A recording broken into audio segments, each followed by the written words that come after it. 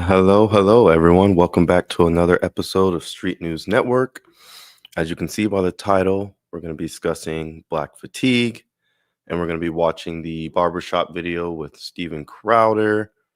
This is his second video in this installment of him going to barbershops and speaking with black people about black issues. And basically, we're going to see if it's a rising instance of people having black fatigue in the nation. So without further ado, thank you for coming in. And if you do have clips you want to show on stream, please email streetnewsnetwork16@gmail.com. And let's get into it. Firmly, freedom is not a right. It's a privilege until you wake up the next morning and find out you don't have it anymore. Yeah. It also comes with duties. That's what I was about to say. It also comes with responsibilities because while we free to speak and say what we want, and I went to Montreal a few months ago, so I know exactly what you're talking about. Bet you saw a lot of tits on signs. That's all it is. No, I didn't. It's just strip clubs. Our Times Square is a giant strip club. It was a couple of them. Yeah. But no, like there is responsibility, and like everybody's from different places, different backgrounds. Some of us from certain backgrounds know like running your mouth too much in a certain space can get your ass whooped. Yeah. Like, you're free to say what you want. You're just not free from the consequences. Like, the consequences that come with you saying the wrong thing at the wrong time to the wrong person. Yeah. And that's where we all have responsibilities in what we say and when we say it. Yeah. The problem, though, too, and I was kind of talking more domestically. The problem with that idea is a lot of people are offended by different things. Mm-hmm. And so people get... On that right there, I agree, because like I always say, you have to risk being offensive in order to speak. And nowadays, especially with the political climate, or just in general, it's like people are so offended and they want people to match their rhetoric with how they feel, you know, like, and then if you don't, then they'll question your character or if you're a good person. Or in this type of situation, they'll call you racist if you're just white, like Steven, and you're giving your view or you're giving stats about a situation. What if someone's going to get offended by it? So that means you can't talk about it, or just because they're offended, they have the right to enact violence on you? Like, that's not right. You know, and that's, I mean, in the black community, that's a really common thing right there. Like, people get so offended so quickly by things, and then that's where the violence happens. But how are you doing, Cap Soul? Hope you're doing good today. Get their ass whooped for something they didn't say, right? That's the real thing. I don't know if you guys were following the stabbing there on that train in Charlotte, Irina Zarutska. Last time I was asking where you guys thought we were, you know, as far as in the country relation. Like, have you guys heard of the term black fatigue? Mm-hmm. Yeah. You guys know what that means? Since the last time you came, that's become a thing. Yeah, I was about to say, that's just become a recent thing. And do you know what it means? I'm not sure. I'm going to ask that. Yeah, it's a term that's being used by people in the white community, by and large, again, saying they feel like they've been victimized and they're tired of taking that shit. You know, that was a girl who was dying alone in public. And that was a guy who was let out 14 times, including violent crimes in the name of racial justice, right? He didn't have to post bail. He didn't have to appear back in court. This is not the first time he's assaulted someone. How do we know that was in the interest of racial justice as opposed to just being because the judge said it. A fucked up attempt at justice, period. Yeah. Like, the legal system has its flaws. Yeah. And so if people have been making complaints. If you aren't aware of what he's talking about this man, DeCarlos Brown Jr., 14 prior arrests for armed robbery, assault, and communicating threats. It says right here that his family has a history of crime and robbery, as well as his father, who was a felon. What does that mean? I don't know what this means, but larceny, possession of a weapon. So basically what he was saying is that he's been convicted of so many crimes, but due to, how could I put it, how people are trying to say that there needed to be judicial reform so that these policies that got put into place have now caused more crime instead of reducing it, because they're letting repeat offenders back on the street in the guise of racial justice, trying to right prior wrongs. But as we've seen throughout recently that's been a big problem, and it's been what's been contributing to the continuation of crimes. Complaints about that for decades, right? But that's just, to me, that's a mental health thing more than it's a black and white thing. Well, I'll tell you why, because white people are saying it now. Right. Not just, And white people are saying, hey, that's we're in what makes city. it a bigger thing. Well, because, you know, for both. white people are 12 times as likely to be killed by a black person than the other way around. I'm just going to shoot you straight. It's not even close. Where?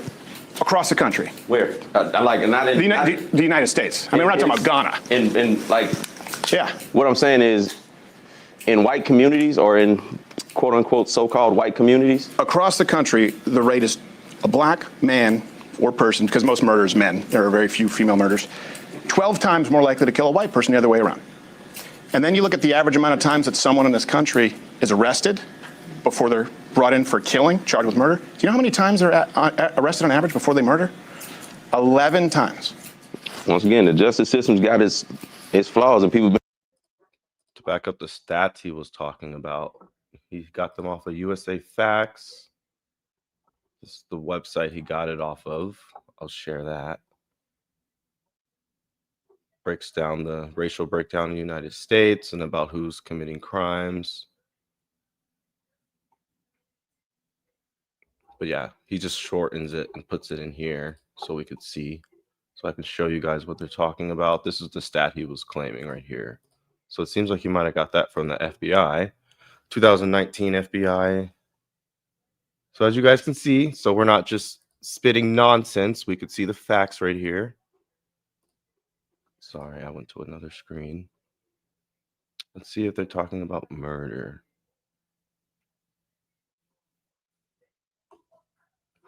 So this is murder. Okay, this whole chart is about murder. White total. Interesting. So on average, there will be more white murders, but when you look at it per capita and the small density areas that they're in, they're a lot more likely to be a black offender. So wouldn't the real fatigue be with liberal policies freeing criminals, not black people? It can be with liberal policies, but as we've seen throughout history, black people have just voted blue no matter what. So there is an inherent problem within the community if they can't come together and see that these policies aren't helping them, right? You know, when was the last time the Republicans had a majority black vote? I don't let's so or even the independents. So I mean, that is a good statement, but at the same time, there has to be some type of introspection within the community where it's like, all right, we have these problems and we keep voting this way for these people who say they're going to fix our problems and there's so much about the community, but then 100 years later we're still complaining and about the same problems, but they've been voting the same way no matter what. So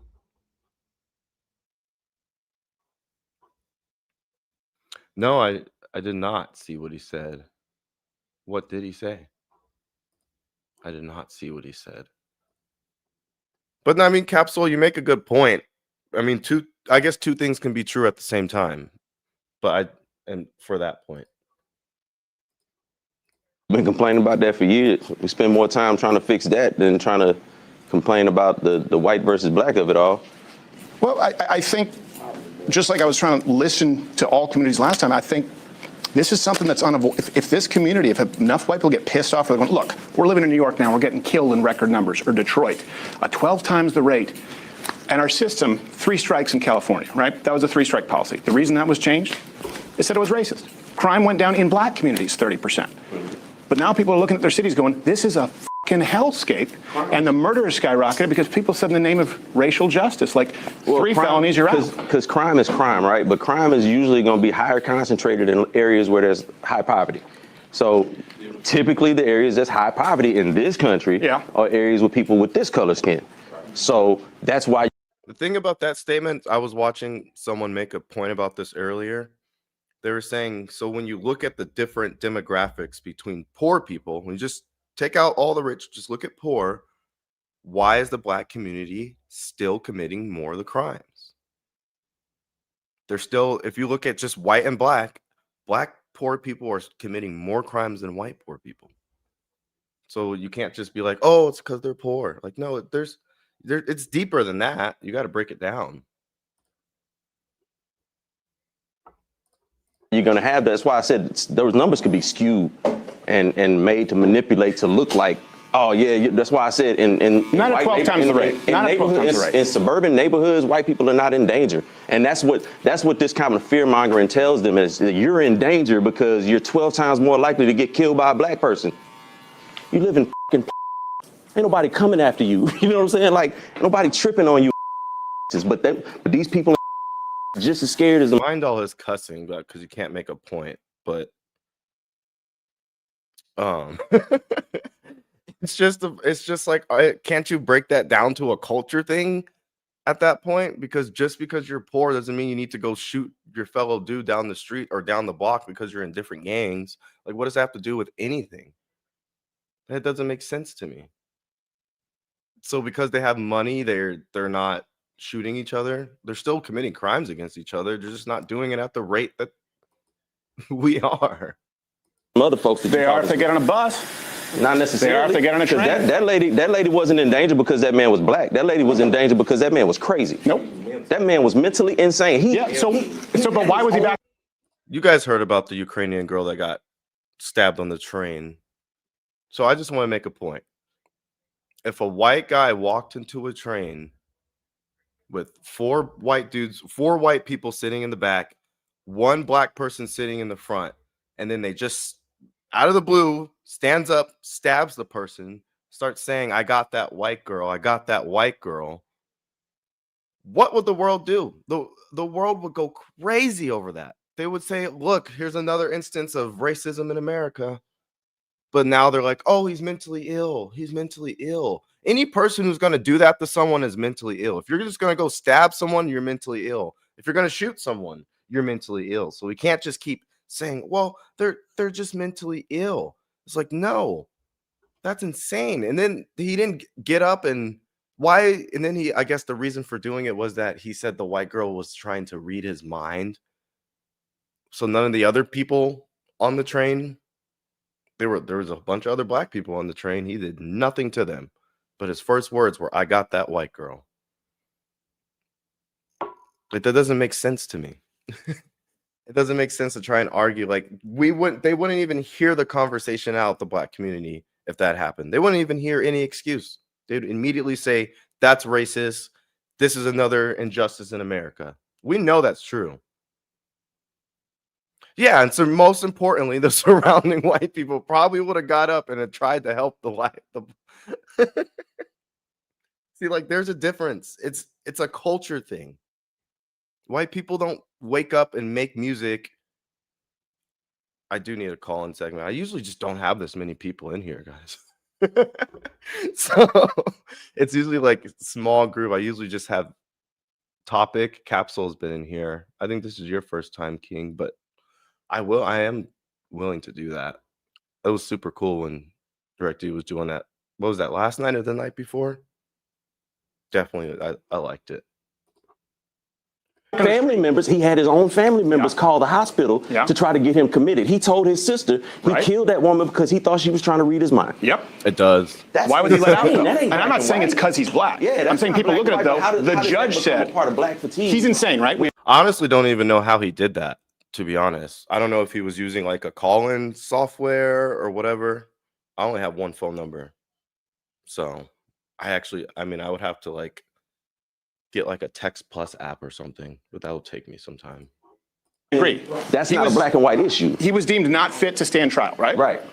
Now, He should the have been IOU institutionalized. I know he The has like IOU 7 policy, damn meaning phone numbers. you don't have to pay so, bail. like, You don't have to stay here until you're actually convicted. You just say you'll come back. Right, That was the which 14th is time. messed up. Yeah, Which the is messed judge, up. Teresa Stokes, black woman, said, well, this is about racial justice. We need to be softer on crime. So that's her reasoning. That's why he was out. And you can find dozens of examples. That's her misguided reasoning. And that's policy. But that's like you said systemic, earlier, though, that's right? not representative of a whole. It's not. It's Right? not. No. And look, we always have to say not all. Right. Like not all white people wear MAGA hats and are dumbass pieces of racist shit. But we have all been accused of racism, sexism, misogyny, homophobia. What I'm saying is black fatigue is white people going, you know what? I know I'm not racist. And I know that we're dealing with record crime, and I know that I'm more at risk, and they have negative interactions, and they're constantly told that they're not allowed to voice their fucking opinion because they're white. And if those people get pissed off, like that's where we actually could end up with some kind of, I'm telling you, I see this brewing. I see people who were milquetoast white suburban who are becoming actually racist. Now, not all of them, but I've seen people actually become racist. I mean, recently there's been a lot more openly people who are just openly just like, you know what, I don't care. I'm gonna say the N-word. I'm gonna say what I want to say because of what my experience is and what I've seen. And on the other hand, black people are saying, well, because of the historical black experience, this is why we say what we say. But when we like really break it down to the gist of it, I never went through slavery. Maybe, yeah, my ancestors did, but my mom didn't, my dad didn't, my brother didn't, my mom's mom didn't. Like it goes back. I don't know Joe Cool. I'll have to look him up. But what I was saying is, and then when you look at white people, it's like, well, they never committed racism. They weren't holding slaves. The average white dude, like the average white kid you grew up with in school, you can't sit there and blame him. You can't sit there and blame them for the past injustices and say, well, now you need to pay us reparations or you guys need to change the system so we can have more representation. When the mass majority of people never committed slavery or anything. Yeah, now there's open racism on both sides. And then black people like to sit there and say, oh, I can't be racist because we don't hold the economic powers and the structures and blah, blah, blah. But then you look at some of these liberal cities, there's black mayors, black judges, black police chiefs, black legislators. So it's just like, and then like tons of money has been poured in. It's just like, so what do they need? What do black people need for them to let it go?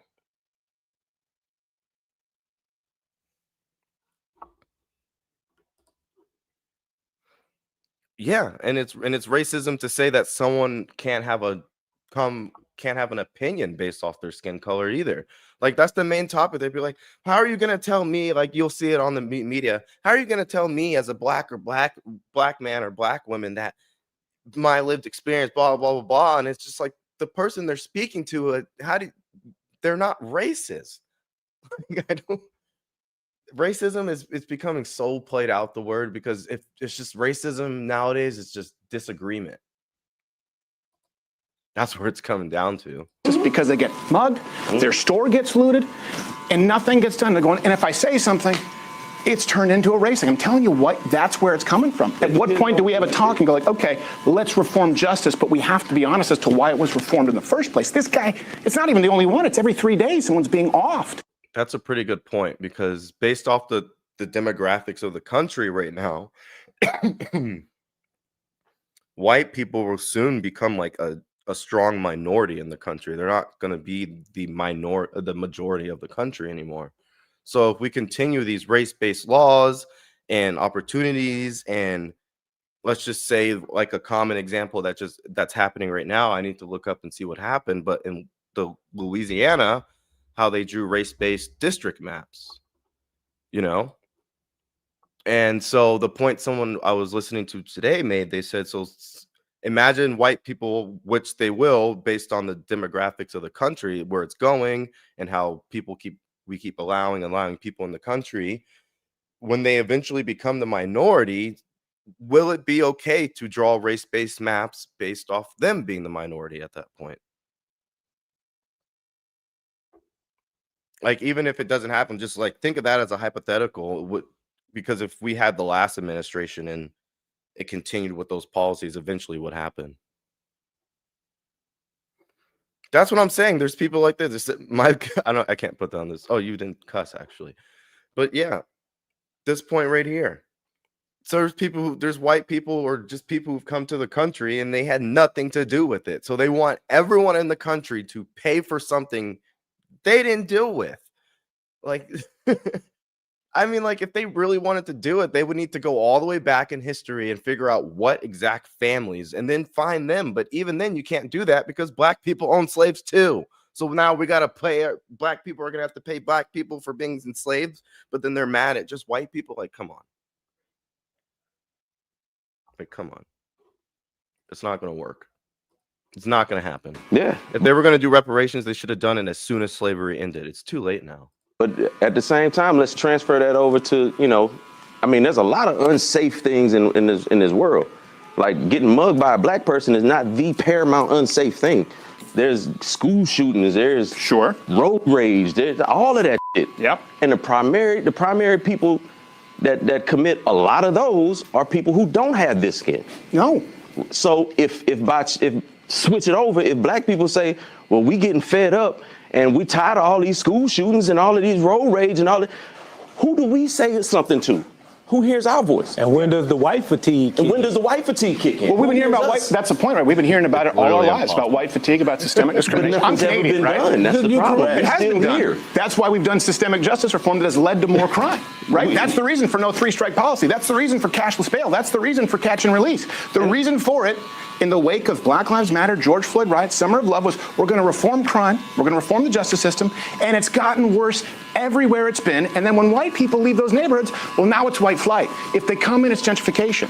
And I'm telling you, there are a lot of people who are pissed off. Yeah, I don't understand that. It's like you gotta it has to be one or the others. You get mad. They're saying, "Oh, white people are leaving these areas because of the black people," but then they say white people are coming in and changing the areas from black people and making it more expensive. And then on the same time, they scream about segregation and how that was bad. What does the black community as a whole want? At this point, I don't get it. That's one of the main reasons that drew me far away from just being a solid liberal, is because the black community. Yeah. So yeah, but that right there is a good point. And they're not going to sit down and have this conversation and be real about it. And they're going, well, what happens when someone has to keep their mouth shut about everything? Nobody it's tell not you that have to deep. keep That's your how they mouth feel. shut. That's how It's they not feel. that I don't believe white people have to keep their mouth shut. I mean, if I'm being honest, when you just look at social media or just any issue that comes to black people, that is the first excuse or the first thing black people do. At least the media opponents will be like, well, me as a black man, or why are you interrupting a black woman while she's speaking? And it's just why is our skin color like everything about us? That's what the black community does. They make their skin color just almost about everything. Just black excellence, black this, black that, black. It's just, but white people aren't allowed to say white excellence and white this, and that's racism. It's like it turned into, the traits we didn't like that they gave to us, we're going to give those same traits back.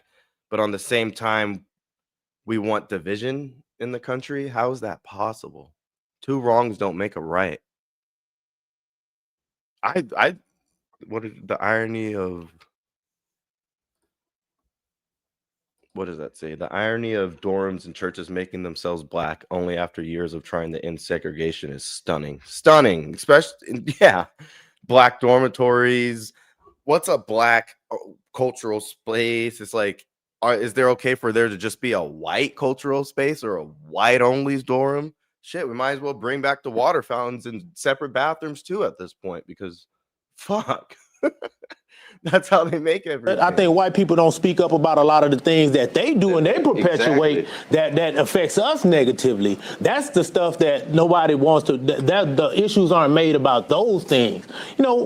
I really respect the platform that you have, because you do have open and honest conversations. And I have to say, I don't believe that those numbers about the black people murdering white people are correct. I don't believe those numbers They are are. correct. What if they are? What if I'm not lying to you?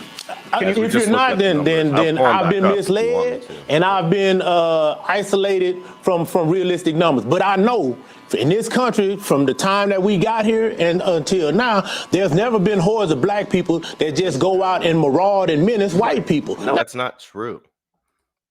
In 2025, you will not see hordes of white people going out and messing with black people or black businesses or anything like that. But if you look around, you'll see hordes of black teenagers going to malls, going to businesses, doing bad things. As soon as a black issue comes up and there's a protest, all of a sudden there's looting stores. Like, why?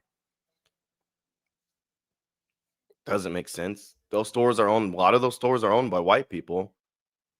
Does that not count?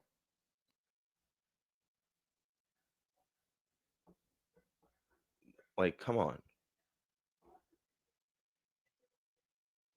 That's what I'm saying. Like, every time there's a black issue or something they're upset about, there's riots, looting, and like, just I think that the summer of love, the George Floyd riots were way worse than January 6th, especially by the damage numbers. And then you can look back when Trump was president, they were rioting outside the damn White House, calling them racist and all types of crap. So it's just starting to get tiring. It really is. Because so much is based upon that everyone wants to call someone racist or a bigot or homophobic or something because they disagree with their ideas. It's like, no, throw your idea in the marketplace, and if it gets rejected, sorry, come up with a better one. Interactions happen and things do occur. I'm not saying that they don't, but not by and large in number. We can't be this small a percentage of the overall population and still have the numbers that people try to perpetuate onto us. Crazy part. See, black people do more harm to other black people than we do to other white people. Well, that's true. That's true. You know, so because people who are close. That's true. We also have historical. He says that black people do more harm than to black people. Okay. Then why is Black Lives Matter even a thing? It's only a thing when a white person kills a black person. Can we be real about that? Because that's the only time we start hearing Black Lives Matter and all this stuff is when they get killed by another white person or another race. But yet we put a blind eye to all the killings in the black community because why? Because we're poor and the white man's oppressing us, so it's okay for us to just kill each other. Like, that's just ass backwards. It should be at least, I'm not condoning violence, but at least should be more the other way around. Like, you hate them so much, but then you go kill your fellow dude because he lives on a different block. Like, wow. Evidence of groups of white people attacking and chasing black people. So it's coming after. So like, when people we have say historical it's not evidence happening now. So I'm just saying, and that's the point. Is we're at a precipice right now. That's a part of the historical condition. Well, sure, but someone today. Hold on. I wasn't finished making my point. I wasn't finished making my point. You know, when like I said, black fatigue, that's the newest mantra that's been put out into society to make people think that, okay, they tired of black people. They tired of what you said, that we can't say anything about black people. We can't do. Yeah. Well, when you hold all the power, when you hold all the economic rights, when you hold all the things that make this country move, when you're in charge of those things, you know what I'm saying? The mayor of Chicago is black. The mayor of Chicago was more concerned to call out Trump for being in the city than almost 20 people died during Labor Day weekend. At the same time, he was saying that the crime is not a problem. They have more killings than days of the year. Every single day, someone's being murdered. And to sit there and so like what? So what is that? What does that entail? Because he's not doing anything about it. He's in a position of power. There's lots of black police chiefs around the nation. To sit here and act like black people don't have any sort of power or will to go out in this world and make something of themselves because of the white man. And later in this, you're going to see him compare white people to being the firecracker and the black people being the fuse. And it's going to say it right here. And that's why we have no power. It's like, really? Because it still needs the fire and the fuse to get lit and to come into something. It's like, if you have that mindset, you're never going to get anywhere in life. You're just going to sit there and you're going to think, well, why would I even try to do better? Because the white man's just going to keep me down. So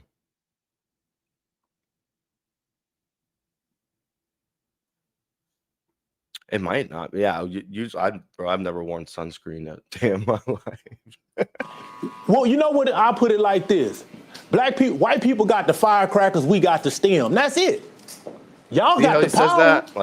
The power is placed outside of the black community. We're charged with all the negative things. Those are the things do that a are lot of the really negative generally crap. coincide with how people relate to us. The bad stuff that's go wrong with this world is the black people fault. No, we the not smallest. everything. We the smallest part of this country. Remember you that. see his mindset You know what I'm right saying? there? Beside the immigrants, To even think like that just shows that he's stuck.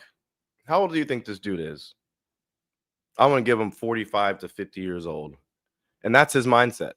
So where else is he gonna go in the next 50 years? Is his mind just gonna all of a sudden change? He hasn't tried to change it or look at a different aspect of it. It's just going to stay the same, and then hope that the government's going to come around and do for us instead of doing for self. Okay. See how good that works out for the community. It hasn't worked out yet. Hasn't worked out. that come here, we have been tasked with the negative, the criminal, the immoral. That's us, and that's what we consider. That's white fatigue. But you know what we do? We just say that's just how it's always been. So we don't make up words for it or terms for it. So now you have a frustrated group of white constituents that feel like, oh, we can't say anything. We have to do this. We have to do that. So you don't be deemed as that. Well, if you wasn't that in the beginning to start with, there would be no need for the reform or the feelings that. What do you mean, like from the beginning? Like, I just don't like the fact that they place historical blame on the average white person. Like, the average white person born into this world, I highly doubt is sitting there like it's like he even connected it to genetics. Like he thinks they're born racist. So like he thinks it's some That's what I'm saying. Like they literally think it's like inherent within white people to see a black person and oh, that's racist. Like first of all, like there's a word for that and it's called tribalism, and it's just when people went around the world and they saw people with different skin colors and because of diseases they were weary of people. But that's a lot different from actual racism. That you have. You can't say anything about because you done treated us like shit for so long and people finally stood up and said, hey, you got to stop treating us like shit. Now that you want to feel like, you know, things aren't going in the manner that you want them, now we want the right to keep saying those things. What if your premise is completely flawed? And what I mean by that is if we're trying to understand it, you said you have power in all those institutions. Yes. What if, for example, you have an entire generation of people, young white men, women, who if they apply to a college or apply to a job, they don't have a grant, there's no Pell Grant, there's no type of subsidy, there's no DEI initiative. As a matter of fact, they're likely to be passed over. They hold no institutional power. And when you say black people haven't done anything, when you think of this white person, a young white person, because I'm seeing some people become radicalized and it can become a problem. Yeah. And then they see billions of dollars and riots and damages all summer long, and then they go, why is this happening? Black Lives Matter, right? So they're going to make that connection. Now, they have no institutional power, but if they go into a neighborhood that's largely black, they're going to get the shit kicked out of them. That is and they're being blamed true. for something that supposedly their racist forefather did that they have nothing to do with. You think we're ever going to have unity? This is the problem. Unity, if let's say your dad's a or your grandfather's a and you walk up and you slap his teenager, you now have made that person hate you for life. And that's what I'm seeing with not even my generation. Younger people are going, I had nothing to do with this shit. Yeah, and Steven actually, yeah, that's sorry, to your point right here. That's literally, it's like you all. Like that statement, flip it on its head.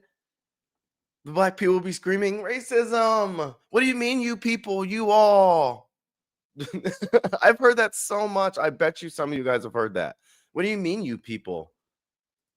But then they say you white people, like really? So you can say it, but it's just the hypocrisy is crazy. They came up during the riots.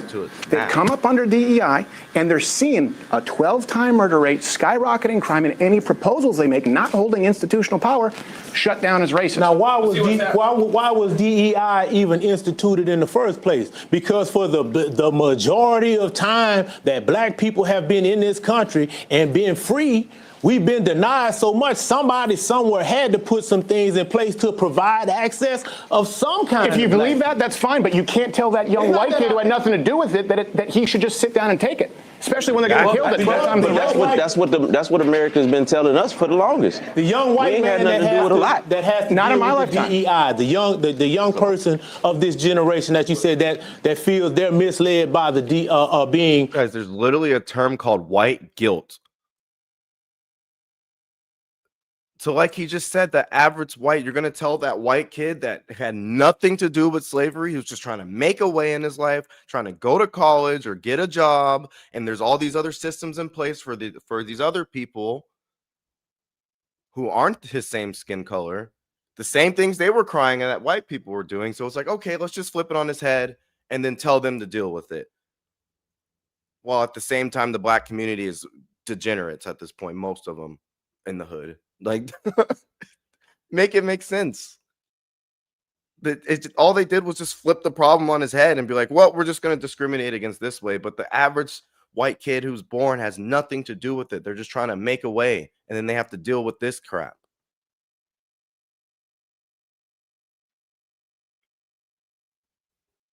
Yeah.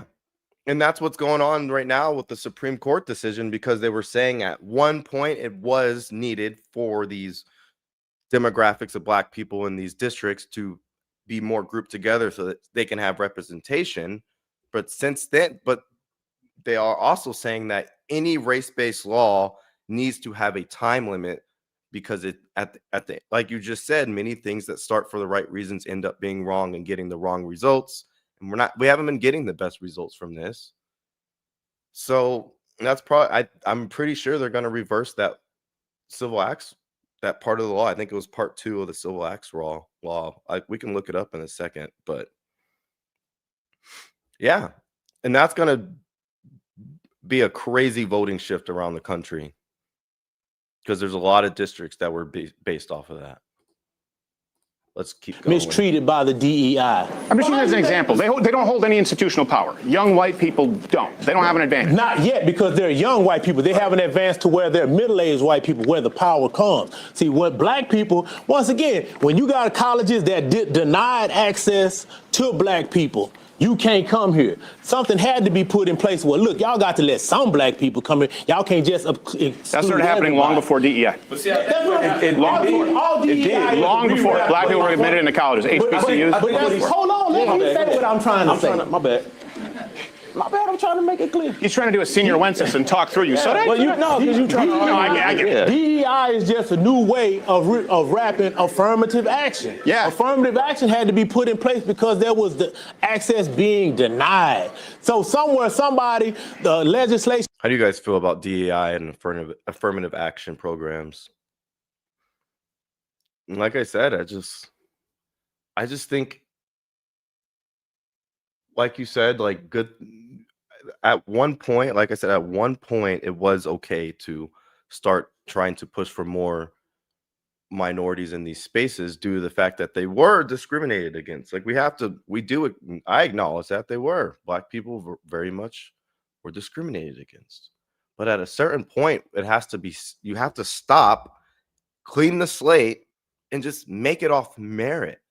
Stop doing things based off race and ethnicity. It's going to cause problems no matter what. Someone's going to be left out who shouldn't have been left out. But when you just take it based off merit, and now it's just who's going to be the best and who's going to work for it. There's no more, the white man's going to keep me down. That's how a lot of black people think. Why should I go vote? Black people don't have any power, blah, blah, blah. And then they still all vote freaking liberal, and then nothing happens. Why don't they try something else? Do something else with your mindset for once. It's like they all just, but then they don't want to be grouped in with the more radical black people. So it had to be put in place. Well, look, we can't just exclude all of them. So somewhere along the line, they have to be allowed some access. Okay, that was put in place. Now, Fast forward till now, those same things that are put in place for those people back in those generations that are still in place, they're not excluding people from getting to places they're just still trying to keep those doors open so that those black people that were coming through that door can still get in. Because if you remove those, over time, we will be denied the access again. If a black person has lower SATs, right, and lower GPA, should he get in over an Asian or a white person? Let me answer.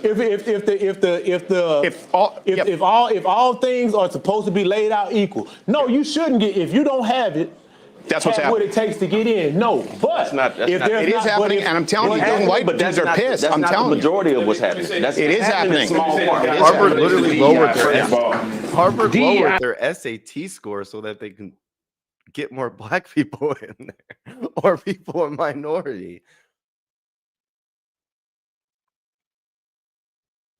Yeah,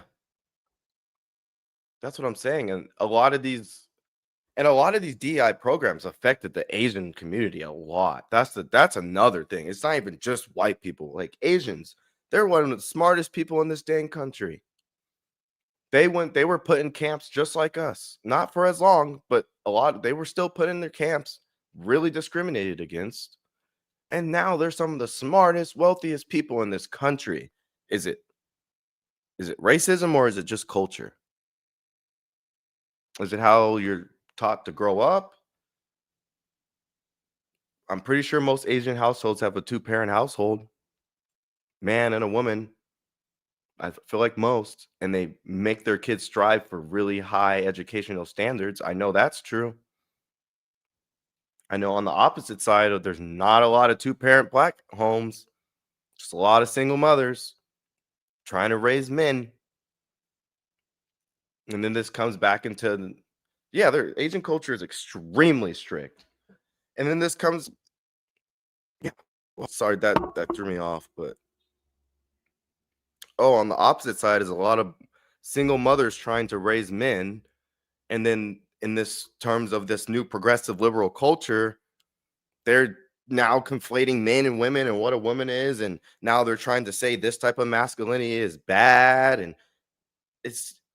And now the black culture is really like a strong subset of liberal culture. And now you just see these policies and ideas and values come out to play. It don't work. Like, where's the discipline structure in a man and like a 16, 17-year-old boy who's about to be a man going out committing crimes on the street with no father in the house? You think he's going to listen to his mom saying anything to him really at that point when he's out there possibly killing folks or shooting folks or robbing folks, doing drugs, you think they're going to just listen? No. They've had no man structure, or the man structure that's been there has been out there doing the same thing. He's the one who brought him into the life, or the man is just not there at all. It has been more beneficial. I'm a former commercial contractor, all right? DEI and affirmative action have benefited white people vastly more so than black people. All you gotta do is look at the business ownership or what have you, and you notice that as long as that white female happens to be 51%, then she qualifies as a minority and a double minority because she's white, she's among the minority in business ownership, and she happens to be a female, right? So you look at that based on population dynamics, and that automatically tells you this whole thing about DEI was, number one, not as much targeted towards blacks as much as it was targeted towards minorities, which includes that LGBT, I agree. Right? So when we talk about that, we need to really deal with the real problem. And as it relates to the rights, the only discipline that's almost been there on the board for them is jail, and then now we're just letting them out, saying they have mental health issues and societal issues and blah blah blah, and they don't want to acknowledge that the system of welfare really crippled the black community. They don't want to acknowledge that. They'll still vote for the people who put it in power, though. Yep. And then still complain when nothing happens. We had a black president, and now the country's even more divided than ever. Why? Doesn't make sense. Relates to the riots. Let me tell you something right now. listen, in the black community, I'll be the first to acknowledge, we do have intractable problems that are not going to be solved in one conversation. But what I'm going to say about that as well as the reason why the black community becomes so infuriated, all right, is when you see gross negligence of justice happen or misjustice happening and nobody does anything. When this guy kneeled on this man's neck, was going back to George Floyd, look, if he had done something, when he was subdued and on the ground, what was the real reason for kneeling on his neck except to inflict fatal harm? What was it? I can tell you exactly what it was, and I can tell you why you're not recognizing the problem. Because the opinion polls, and I'm not saying right or wrong, the opinion polls have changed on George Floyd since I last spoke with you. You know why? Why? All the body cam footage came out. You know what? You know why? Because he was there for 12, 15 minutes, asked to be put in the car. They put him in the car, asked for air conditioning, gave him air conditioning, asked to be taken out of the car. They took him out of the car. He wouldn't stop moving. People have watched it now and go, you know what? It's not what I thought it was. You know how many times he was arrested before that? 9. He shouldn't have been. You know what would have saved him? 3-strike policy. He robbed a woman at gunpoint with a child in the house. And so white people look at it, young white people, right, who you have to understand during COVID, this is a whole generation of people. White people did not have any fucking opportunities during COVID. They didn't get to go to the graduation, college, black, white, all of them, right? It's a generation that's pissed. Rightfully so, they got screwed. I think we can agree on that. They're going, I watched my city burn down for a guy who was arrested 9 times and committed violent crimes against women. What? Now, you know, let me say. But he's the black hero, guys. He was like the last straw. That's what made them need to go out and riot, loot, hurt police officers, burn buildings down. For literally all summer long over one man who probably should have never even been out on the street in the first place, like he's saying. Could have avoided the whole situation if they would have locked him up for going to go rob a woman with her kid in a home and you're still out on the street. Like, it just doesn't make sense. It's just all coming ahead. You know, and I think they really made it such a big deal because this was right before the election, you know, and it was a chance to show that the current administration, which was Donald Trump, wasn't able. Actually, was it? It was like it was all like within the mix. They were just using the political timing to just blow this story up so that everyone could be inflamed about something. Honesty of justice, he shouldn't be out in public. Let me say this to you. How many felonies does President Trump have on his record? Yet he was still allowed to occupy the most. No criminal felonies. He has no criminal felonies, but he's got moral felonies, which would, if there was a court of justice for that, he probably would be tried a long time ago. I mean, let's talk about it. Is this where we all get on board with moral felonies? Give me a fucking break. If anyone who's in the spotlight, I bet you that guy, this man right there, that man who was just speaking with the glasses on, if he was in the political spotlight, I bet you we can find some questionable moral character decisions that he made throughout his life. Sure we can. I'm sure you can through anyone. If you just throw them in that limelight, you're going to find something. Someone's going to find something to be offended about. Why don't we just start talking about fucking policies? Everyone just wants to be moral high ground, blah, blah, blah. No, fuck you.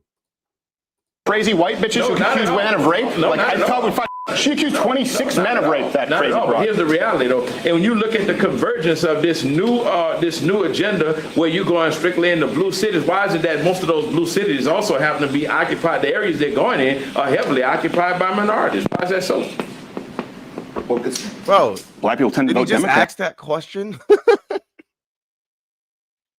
We're talking about crime. We've already just looked at the stats and seen that black people commit the most crime. Black people also vote for the Democrats more and live in more liberal cities. If you're going to say that you're going to go and on that liberal cities are committing the most crime, but they want to say because they're in red states, it's the red crime. But when you look at these liberal cities and these liberal policies, the crime is terrible.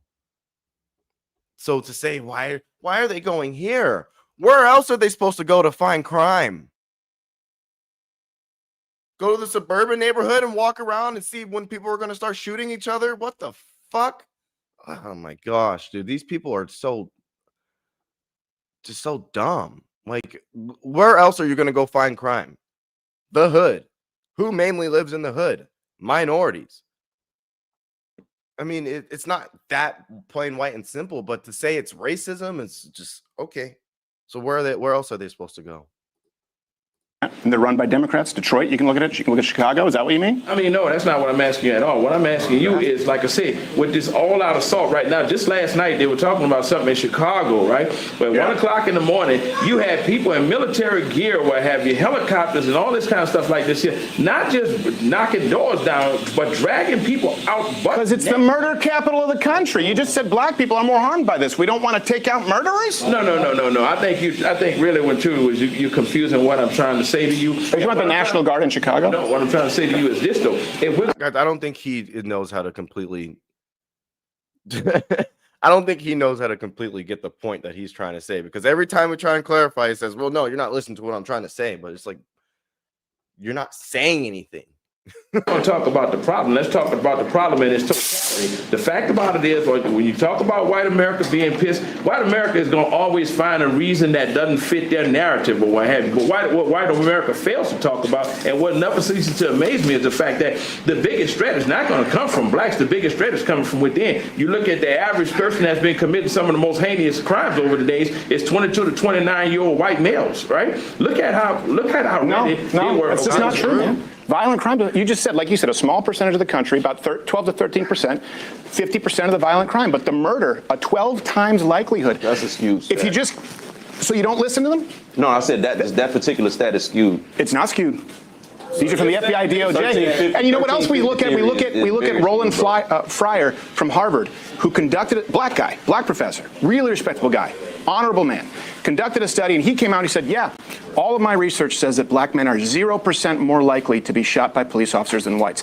Black people got so mad at him, he reconducted the study, a black man from Harvard, and he came to the same conclusion, and now he's not black enough. Wait, so let me see if I understand. He repeated the study with 2 different case study groups. He completely wiped the study, got a whole new group, went through the whole study again, and found that, and he's been getting crucified for it. Like they don't want to hear it. You clearly, yeah. It's always whataboutism. It's like, well, okay, the black people are doing this, but what about what the white people are doing? And it's like, okay, well, we can acknowledge that. And when it's not like white people haven't been demonized all the time for everything they do about black people or anything, like, which they are. So we can't sit here and just have an honest conversation about what's going on within the black community. It always has to spurt out to, well, the white man does this.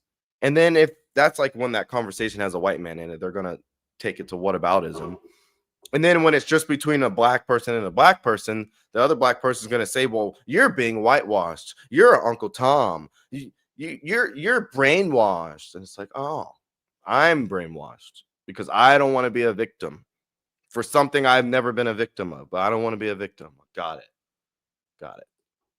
You're saying, according to this guy's statistics, right, that black people are 0% less likely to be shot by a white police officer. A liberal professor at Harvard, yes, and he conducted it twice. Because black people said what you're saying. He goes, look, I was as surprised as you. I was trying to find how much worse it is. My data showed me it's not. He reconducted the study an entire time.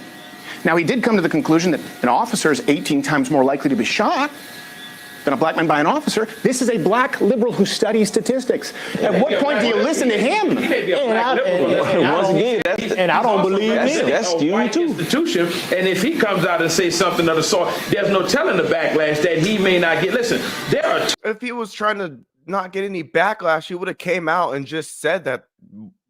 He would have lied and just said black people are more likely to get shot. The white institution would have liked that, because of what's going on in the world and how you can't talk about these things and you can get canceled for it. I think they would have rather him just done a neutral study that didn't come to those conclusions.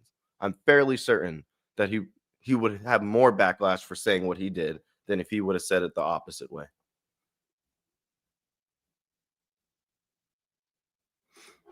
Token blacks in every society. I mean, all you have to do is look back throughout. And there we go. See? Boom. Right there. I didn't even know that was coming up. Token black. That's just another term for Uncle Tom or whitewashed or whatever you want to call it. It's just another term for it. So, oh my god, that's what they say. Oh, well, they're token black. They're not real black people. They don't really know the black struggle. The fuck? Right? And Uncle Tom? This guy, like, come on. No, but here's my thing. Here's my thing, Steve. Right? I'm not alleging that the guy wasn't Uncle Tom. But let's be frankly honest. How many shootings have happened in most recent history that have involved black men that have been unarmed? And you sit here and use that analogy that black men are 0 times. Listen, as a totally blind individual, listen, I'm even apprehensive. There was an incident where the police stopped us, and it was my cousin and I. My cousin is a retired military vet or what have you, right? And immediately when we got out of the car, out of fear of possibly being... That's sad. That's the sad part. He's totally blind, and he still thinks this way when he can only interact with people based off their voice, their tone of voice, and basically just what he perceives their personality to be. That makes it worse. So he's listened to more of just what people feed him of what he should know. So now he doesn't even know what a fuck, unless I don't know when he went blind, but he doesn't even know what a white person looks like. And he still has these dang, oh my goodness. It's a cultural thing, guys. It really is. Because he grew up, someone told him, when you speak to white people, you need to be like this, or when white people are going to do this. I'm just going off of if he's been blind his whole life. So the way he grew up, like he listened to the other people, and he should be the most example of someone who was colorblind. No fucking pun intended. He should be the main person that be like, no, you just got to listen to people's personalities and how they treat you and etc. But oh my goodness. Shot. The first thing I did was raise my cane and say, officer, I said, listen, I am totally blind.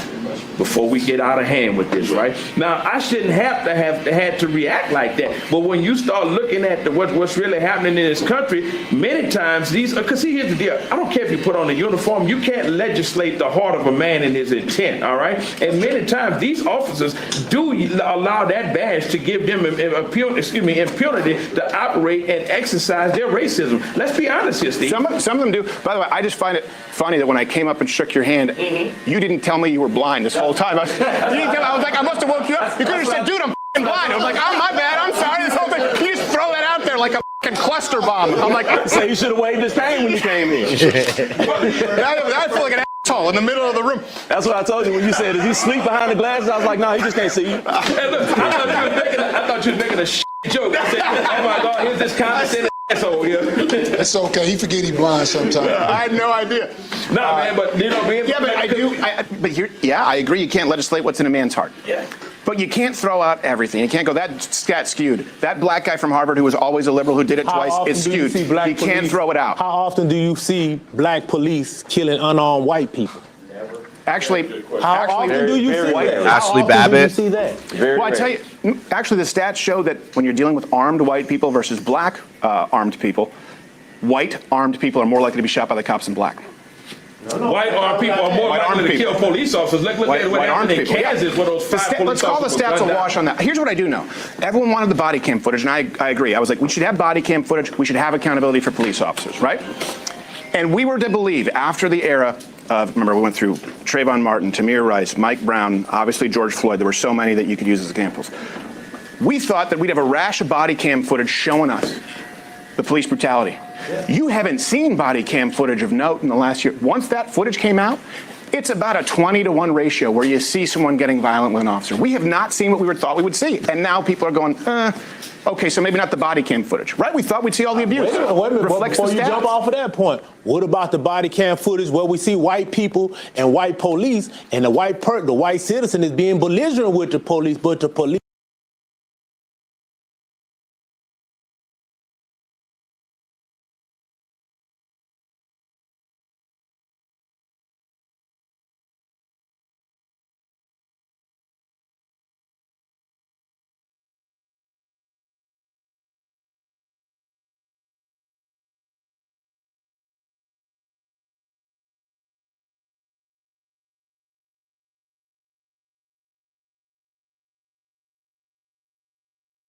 Sorry, I was muted, but I was saying that because I was going off of this point right here. There are thousands of videos of white men being mistreated by the police, and I'm pretty sure the average viewer who used to watch the old stuff on this channel, if you know who Direct D is, you know that they got mistreated by police by just pointing cameras at them. You know what I'm saying? So it's just people, they act like they're the things that happen to them doesn't happen to other people, which it does. I've had a bad interaction with police, and I've had good interactions with police. He's showing extreme restraint in dealing with that person. Whereas black people will reach for your wallet, bow, you get shot. I got a phone in my hand, bow, you get shot. And that's not. I'm not doing anything. Bow, you get shot. The stats don't reflect it. But white people are being killed in record numbers right now, and they're pissed. And if you keep just not listening to them, look, like you said, white people in the majority of this country. You have young white people who are getting more and more mad. I'm just telling you the truth. What they mad? And they have the guns. They're mad because this thing. Here's why. Here's why. They go, look, I'm 12 times more likely to be killed by a black person than you are a white person. And you go, well, that doesn't count. They go, look, my dad's business got burned down. My city got burned down. I've been accused of being a racist, even though I'm not. And I'm looking at this right now, and I'm not allowed to have an opinion, and I can't go into certain neighborhoods because I get my ass kicked. And then you just say, yeah, but you've had systemic power. That is a surefire way to breed racism. Let's be frank about that, Steve. Now, first of all, here's... Okay, let's just do a little mini case study here. White man goes to walk in O Block area of Chicago, just goes for a walk. Black man goes and walk in just a random white neighborhood. Who's more likely to be accosted by who?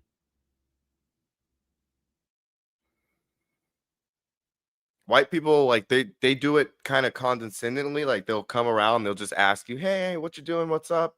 You know what I'm saying? And if you give them some shady answer, they'll probably call the damn cops on you most of the time. More than likely than not.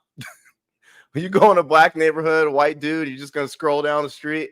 Promise you're either going to get robbed, someone's going to come and they're going to mess with you, they're going to call you all kinds of racist names. What are you doing over here, white boy, cracker, blah, blah, blah, blah. Openly being racist to you. Because when people get in groups, they think they can just do whatever they can do and say things that they normally wouldn't. When people get in groups, they do. It's called groupthink. Yeah, they're so victimized that they can't even look and see that what they're saying is wrong and their arguments are flawed. I disagree with you emphatically, right? Number one, when it is historically proven when there are riots, and this is the crazy part, most times we as blacks, we tend to riot in our own neighborhood for the same reason why we're not 12 times likely to kill a white person, because of that fact that the penalty is going to be much harsh, okay? If black people really were the kind of threat and menace to white people as we're going to sit here and say that they are, never mind the stats, there's no way in the world that most of us would still be here, because guess what? You guys will find a way to deal with the problem if it is from a multiplicity of angles. Saying that, you guys, black people group all white people in the same category until they show them that they're not, and that's bullshit. They group them all racist until they prove they're not racist. Never gonna get anywhere with that, because if they do one thing you don't like, now they're racist, and it's just it's cemented in your brain. Trust me, I've been there. I had to get out of that thinking. It was stupid. Like, I'm telling you firsthand, like, it's stupid thinking. It doesn't help you get anywhere. It doesn't help you make relationships with anyone. So, like I say, when I'm saying this right now, when it comes to did deal with it. Who controls that narrative, Steve? We did deal with it. You know, we dealt with it in blue cities, cashless bail, catch and release. We did everything that was demanded. Defunded the police in certain neighborhoods. Guess what? No blacks have asked for defunding the police. Oh yeah, Yes, they have. Now I will say it's mostly. That's what I'm saying. It's mostly black women. It's mostly black activist women, and they're not representative of black men. I get that. Just like the guy who killed the lady on the bus that you were talking about earlier, right? He doesn't represent Black America and what he did. I mean, listen. Here's where he does. Just listen to me here. Here's where he does. Here's where he does to a lot of people. And this is what I'm just trying to, because last time I sat and listened, but I want you to hear something really important. Here's where he does. Young white, that person's parents, that person's relatives, look at it and go, wait a second. This guy was out 14 times. And the reason he was out 14 times was because a black female judge, in the name of restorative justice, who has received funding from NGOs, said, we're going to have cashless bail and catch and release and the IOU policy in the name of racial justice. So people are going, my daughter's dead because it would have been racist to keep this guy in jail. You need to understand that, right? But you understand it, though, right? Because you just made those same judgments about people who existed 150 years ago. Yeah. This is someone's sister. Her flawed judgment does not represent the opinion of black people, number one. Okay, it represents a systemic. But she's a representative in power in the black community. If it was like, that's the thing. It's just so easy to defeat their arguments, because if you just flip what they're saying around and it was a white judge saying, I let this white guy out because of racial injustice, they would be screaming from the rooftops. It just needs to be let go. It all needs to be let go, and we move forward with a certain set of standards. And if those standards get broken, now we have a clear place to call it out. But that's not been the case. Correction. Well, let's talk about systemic correction. And Oh, my headphones came out. you know what the problem really is? When you defund opportunities to provide adequate psychiatric institutionalization for those kind of people, that wouldn't have happened. Because let me tell you something, even as a black person, as a judge, if you come before me 11 times with all of the information that you provided me with, you know what, before I release you, you know what, I'm going to have you committed to an institution, because number one, the greater good is for me to preserve public integrity, and that's on both sides of the spectrum. I don't give a damn if you're black or white. Why do you think they're not committing him to an institution? Because there's no funding available. No, they were shut down in the name of restorative racial justice. And his That's family, why he wasn't institutionalized. And his family He should have pushed been in against prison. it too. His family pushed against it in certain like there's some of them cases where they were in court. His family was saying, "Don't put him in there." I know. And who gives a shit? But I'm just saying that's part of it. But when you only include the part that says the judge, you're not giving the whole story, and that's what media ends up doing. That creates these tensions in people. They straw man's conversations and only tell part of it. No, it's not a straw. The tension is there. That's what I'm trying to tell you. The tension is already there. White people are afraid to go in black neighborhoods because So should black people be afraid to go to school because a white person go come shoot the school up? Right. Because every time we see that, not even close. that's what keeps It's happening. not even close. But now you're going to ignore. Now you're going to ignore that. You see how they keep using whataboutism? Because you're more likely to go into a black neighborhood to be shot than a white kid to come shoot up the school. Like, he's using a whataboutism that it doesn't even fit. They have to look for any way to blame the white man for something instead of just acknowledging the fact that he just pointed out.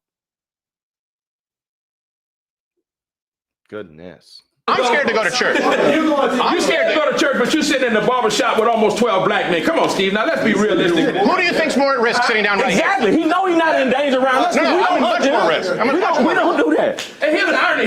You know, I just watched my. He is much more at risk because at the beginning of the dang segment, the guy said you need to watch what you say around people because someone might come beat you up, and he's saying that he agrees with that and he lives with that in mind. So if Steven sat here and said something truly outrageous, you'd think they wouldn't all gang up on him. Okay. You know, I just watched my friend die, right? Steve, let me say this. They're already ganging up on him with ideology, and they're still wrong. White people, and this is kind of where no, not everything. Not everything. But we smell like wet dog or some. I've heard all this stuff. Let me tell you what bothers me about white people. Let's be honest here, because I work with a lot of white people, so I have nothing against them at all. Let me be honest with you. But the problem the biggest problem that I have is that you constantly get bombarded with the excuses. All right, when you really come down to it, let's be honest, man, and let's be really truthful with one another. Ask yourself, what do you expect when you look at architectural oppression, economic depravity, and social disparity? What would you call it? I mean, Bad decisions. Huh? Bad decisions. Bad decisions. Yeah, I think right now in 2025, it's bad decisions. I think everyone can make better decisions. And you know what? I'll even go here with you. In all fairness, I think that's absolutely true. So my question for you is, how do we move past this? Yeah. Okay. How do we move past I agree with you. By dropping your damn mental incapacity to move on. That's what it is.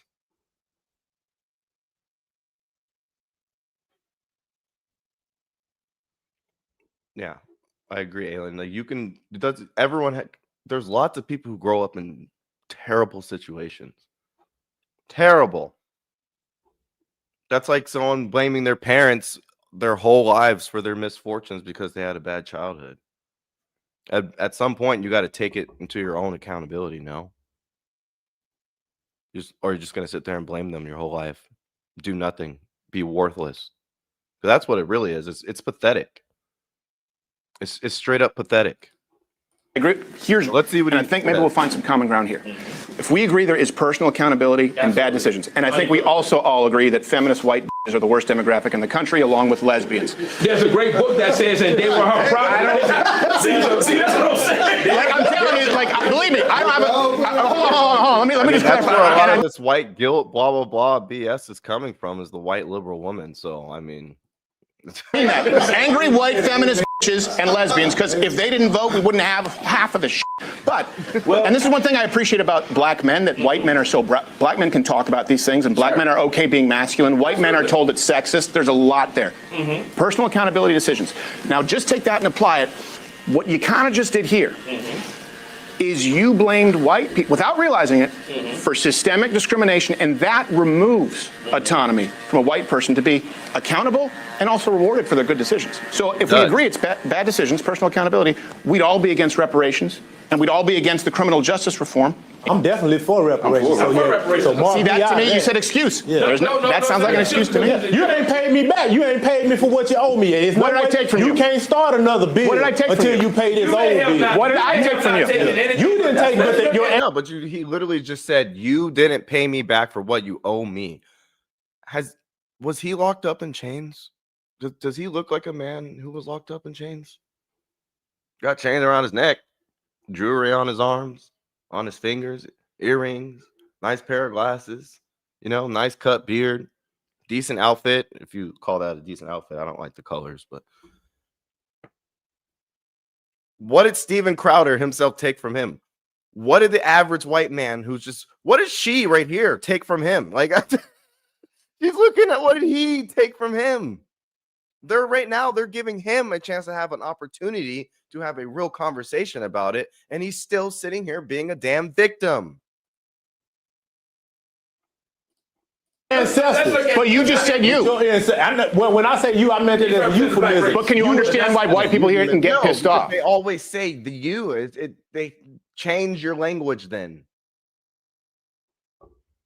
But they can historically this, historically that. Okay, well, historically, the last recent years, that's not been the case. It's been more than the last maybe 50 to 60 years. Yeah. Because I would take shit. But they're not mad about the advantages that were built into their lives. So you want young people to pay? Sounds like an excuse. Sounds like an excuse. Even without paying us back, Steve. No, my thoughts are on this here. Give us an opportunity to exercise our ability and our autonomy. Let me give you a perfect example. There's a gal right now. Her name is Joy Reid. Look up her. I know Joy Reid. She's out of her mind. Look up her educational background. You don't think Harvard gave her a degree just because she was a black person or DEI, do you? I think she's an idiot. Okay, so but not because she's black, but she's an idiot. Okay, so you're entitled to. I think Van Jones is smart, and I disagree with him. Joy Reid has said things that are so verifiably untrue. It's insane. Okay, so but as a man, I'm gonna indulge you and say, hey, you know what? I'm not gonna indulge you. I'm gonna respect your opinion, your frame of thought on that, right? I beg to differ tremendously, but nevertheless, though, that's why we're having this open discussion. But let's really talk about where we need to go from here on, and that is the fact that black people have every. Bro, Joy Reid is one of the most racist black women who has ever been on TV. She openly race baits every time she was on air. She still does it to this day. To this day, she does it. So if you just saw the recent interview where she went viral with Piers Morgan, she was trying to use race the entire time.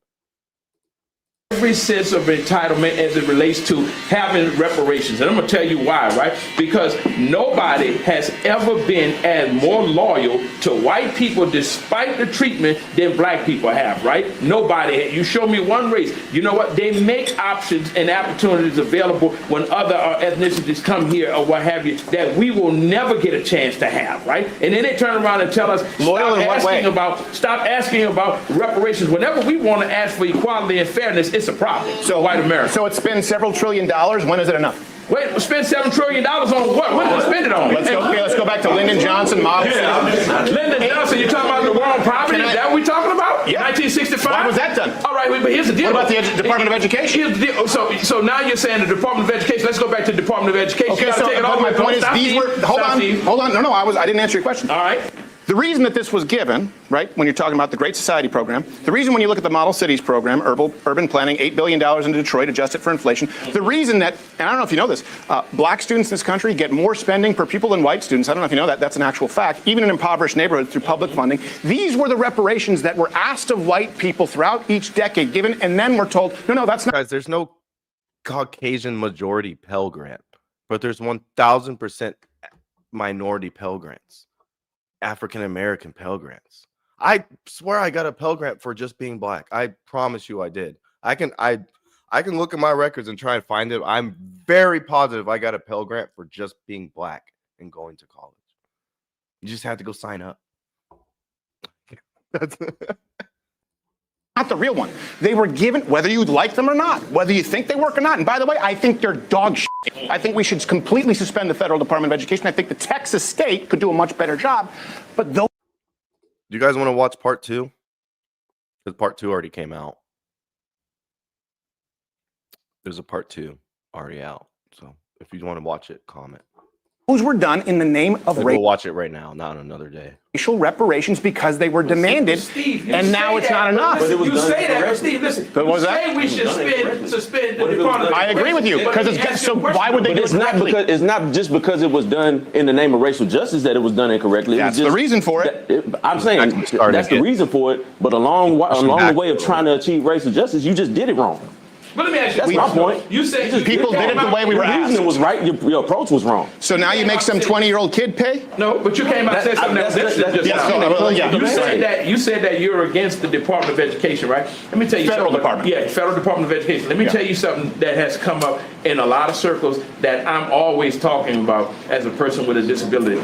The Department of Education does a lot more in terms of, even with the enforcement of Section 504, right? 504 says that you must have accommodations for individuals with disabilities, right? Perfect example of it, when you walked in or someone just walked in, did you hear what that thing said? Right, left. Go down to Austin. Let me tell you something. When you suspend the Department of Education, you're also telling the remain 36 million people in this country who have disabilities, you know what? Screw you, figure it out. We don't have to do anything, okay? And this is another reason, going back to what we said with the black. It's not true. Ever since the Department of Education came into effect, education has not gotten better. There's just been more teachers unions and bad teachers and bad forms of education. They don't even teach the Constitution. Like, there should be like a dedicated class that you take for 4 years, just 1 hour a day for 4 years, just based off the Constitution and debates and case law. You shouldn't have to go to college and go to a law school to do it, because you're not even going to talk about the Constitution in college unless you take a law class or something specific. There needs to be classes on economics, how to start a bank account, how to write a check, how to balance a bank account, how to do your own taxes. A white female over 30. What year did you get that? Secret courtship.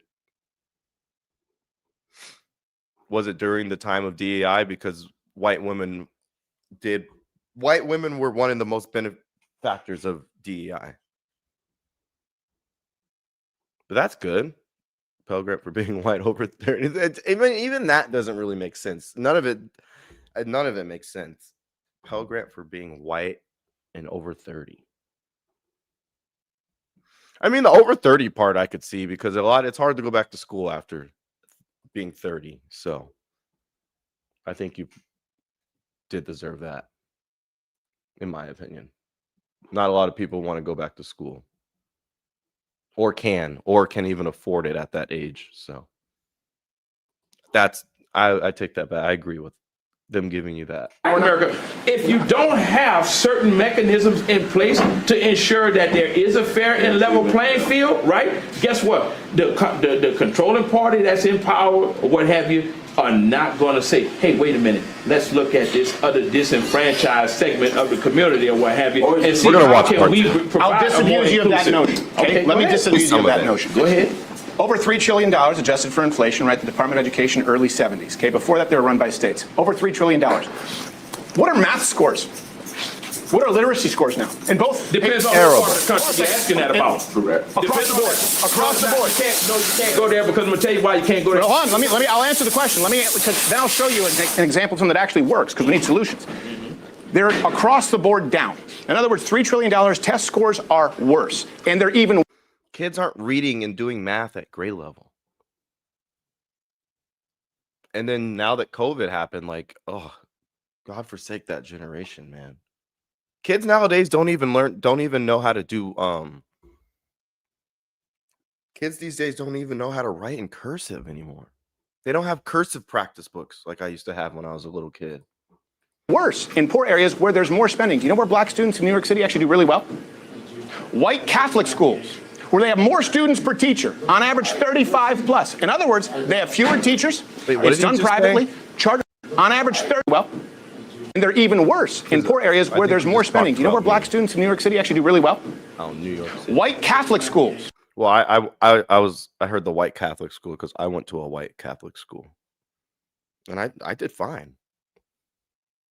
You know, if I actually put in the work and whenever I tried, I did fine. I did school a little different.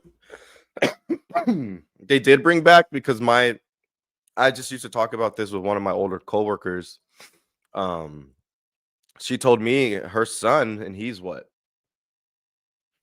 4 years younger than me, never learned cursive, doesn't even know how to sign his name because they weren't taught. And that's just 4 years back with me. So hopefully they brought it back soon. But when Common Core came into schools, that's I think what a lot of the problem was. Where they have more students per teacher, on average 35 plus. In other words, they have fewer teachers. It's done privately. Charter schools, school choice is something I support. That means for everyone in this country. Can't do it because it's racist. Let's look at the academia, though. Okay, that's why it's being taught. When you start talking about that, what have you? When you talk about test scores, we can go just north versus south, or what have you. Let's look at the quality of education that's in these schools, or what have you. Are you going to tell me that it's a standardized academic agenda that's promoted throughout this country, or is it a fact that some people have a different education level than black? Listen, I work with people. They're bad across the board. I work with people every day that are out the north that have far excelled in that's absolutely true. Than we have in the bad and worse. There's no good. Right. There's no good. There's shit in here. And what I'm saying is, here's something where we can find that guy. He's trying to make the argument that they, my daughter 12. There was a gap where they dropped it and brought it back. Good. I mean, that makes me feel a lot better. Good. That's a good skill. Like I even had to learn Gothic writing. I had to use a little black ink pen, dip it in the ink, and learn how to write Gothic. I wonder if I could still do it to this day, but scores are terrible across the board. Sorry, I wanted to click on that first. Schools are terrible across the board. Scores are terrible. I feel kids are dumber now, except in technology. Yes, a lot of kids, though, they can't sit there nowadays and remember when we had remember we just had to stare at a blank piece of paper and start writing our essay just based off a prompt, or we had to go to the damn library and pick out a book and then have to reference the book.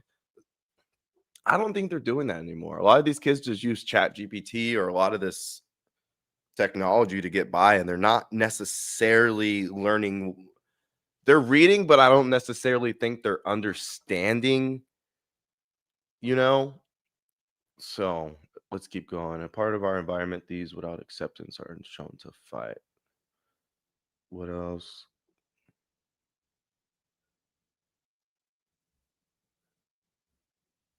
Dude, I'll be honest with you. I don't think they taught my generation the correct way of math because I suck at it. I mean, I don't suck at it, but like I never understood it immediately in the classroom. I would have to leave the classroom and just really go put in the work on it, or I would just be bad. But like that was my worst subject, math. I'll be honest. But every other subject, I could just sit in class and take a note, and I'd be fine. Sit in class, take notes, and listen, and I'd be fine in the class. But math was another story for me. Someone help me out. In common. I've proposed this, many people have. We go, look, instead of giving money to a school, like you say, some of these schools suck, right? Instead of just putting, let's say the average spending is $15,000 per student. That's a rounded number. It's anywhere from 13 to 50, okay? If instead of putting that money in the administrative costs at a school, what you do is you say, okay, that's a grant, that's a voucher that attaches to the student, and they can take it to any school they want, so they have to compete. So that kid can now choose where they go to school. Can't do it because it's racist. But that's why it's been fought. Yeah, People say black kids would still be stuck in shit schools than white kids. Why? Well, see, that comes Because they wouldn't be able to transport themselves out of a bad neighborhood. Okay. But right now they're stuck with one school. So when you start asking those whys and go down the rabbit hole of why and start asking, okay, well, why would somebody say that? Well, this is why. Well, I'll tell you why they really say it. And because then of teachers unions. Because of teachers unions? Yeah. It doesn't make. In other words, if a black kid right now has to go to because one. in certain communities where they don't have certain resources, it's a lot of kids. Once again, I've raised my kids, graduated 3 kids from. I've been afforded some things in this community that some people down south don't have. Yeah, right. That's a fact. And some of these school events, I'm questioning them like, how the hell y'all expect us to have jobs and still transport these kids to and from these events all throughout the day? But if them people down there had to do it, So you think what we're doing now is better? Because they ain't got transport. Half of them ain't got transportation. I think we need to go back to the real truth and the real. Like, I don't know if it's just me. Yeah, math is wild nowadays.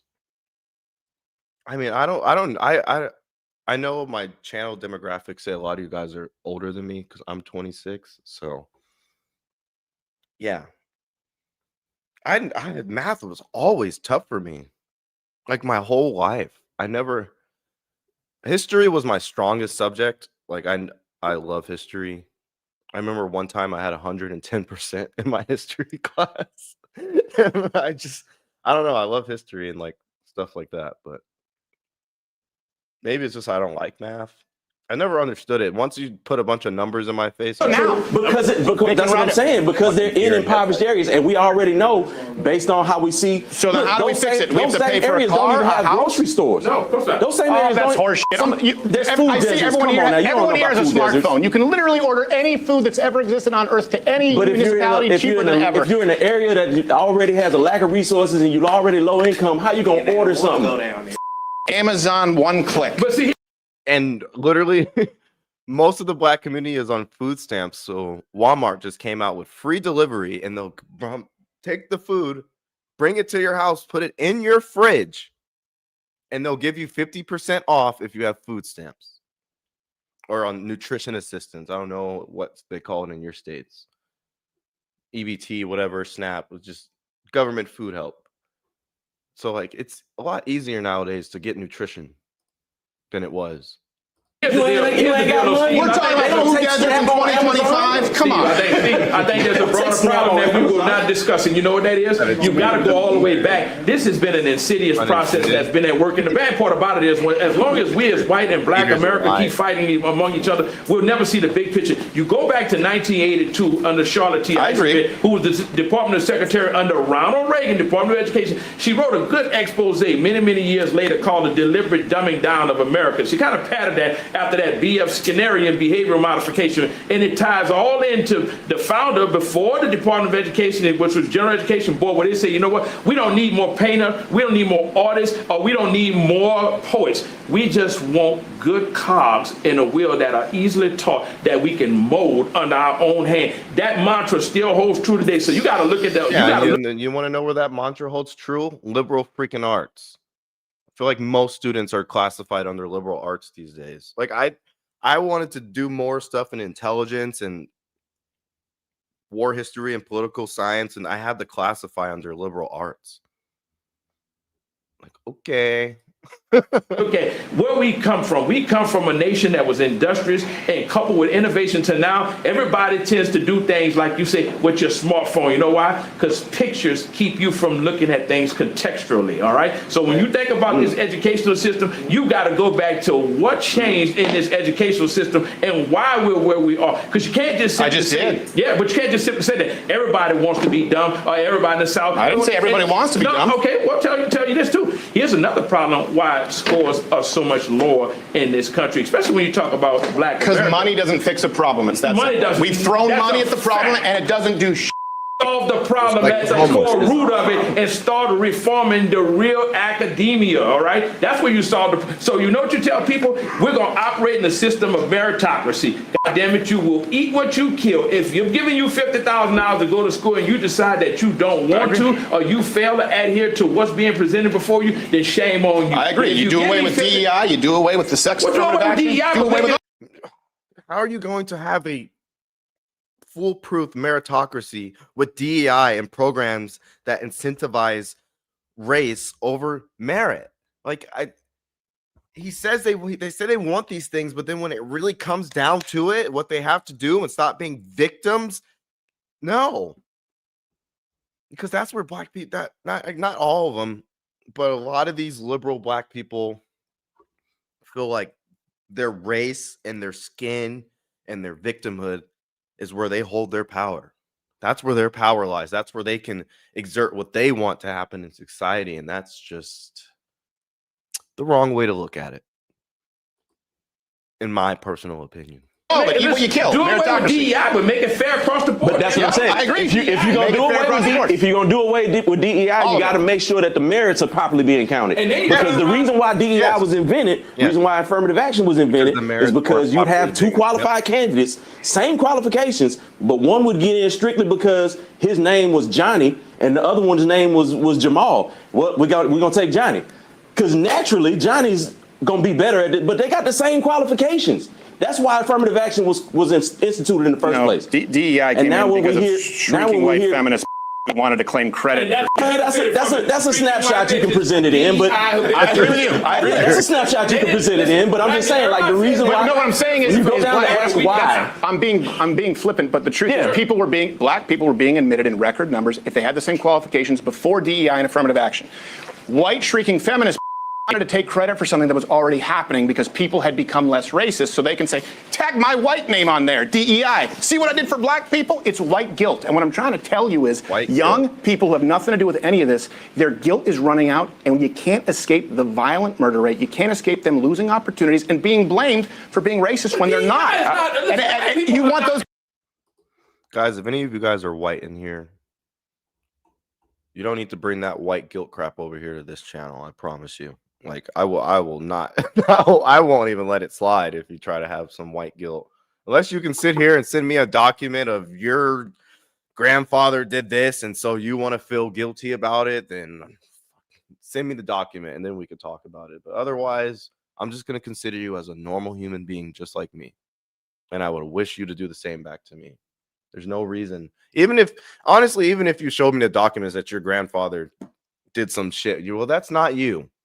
So I don't need you to have some damn guilt and to do things that you shouldn't, or not speak up on things that you shouldn't speak up on. I'm encouraging you to speak up. Kids that pay reparations, you're creating a generation of racists. That's what's going to happen. And then you're going to have We're not creating DEI. Then you're going to have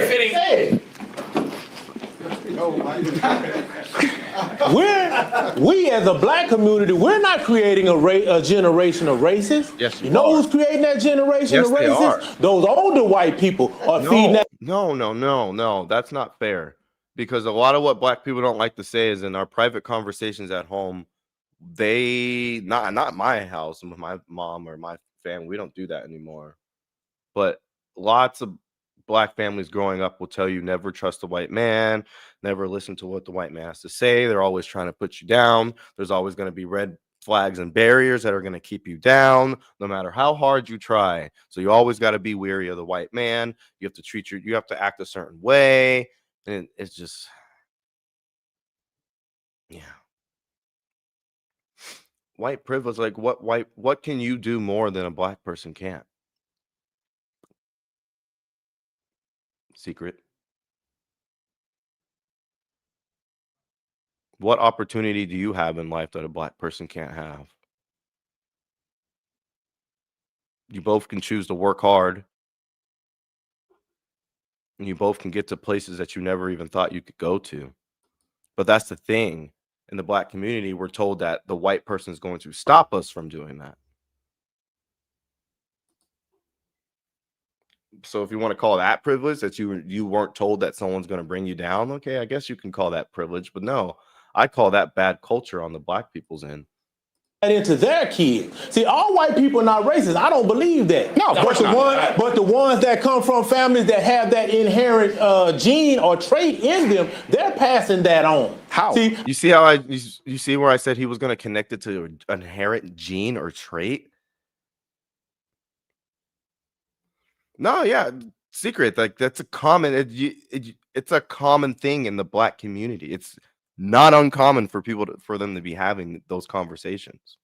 So that's the point. It's like they grow up hearing that from their parents, and then they go interact with white people in the world, and they're already jaded. You know, that's why I said a lot of them look at white people and they think they're racist until they do something to show that they're not. So now that makes white people having to appease to someone else's preconception of them. That's like people having preconceptions over people and their political values. They think, oh, you're MAGA, so you're this. You're a liberal, so you're this. And it's like, why don't you just take 5 seconds to have a conversation with them? You're gonna find something to agree on eventually. I promise you, you will. I look at this. The gentleman that got killed, Charlie. He was killed by a white man, a young white man, right? From the generation that you're talking about that's getting fed up. Well, he was also banging his dad had one ideology. He followed another ideology. That's out the same household. He didn't come from nowhere black. He wasn't hanging around with no bunch of black people. I know, I agree. I'm not saying that mindset. His daddy put whatever was into him. His dad either put that into him, or his rebellion from his father caused him to think like that. That we're not creating that. Black people. That has nothing to do with. Does he not hear the irony in his statement after I just told you what the conversations that go on behind the scene? He's trying to say that black people don't do that. Yes, they do. I agree with you. You ever seen over in Africa, you see an elephant with a bird riding on his back.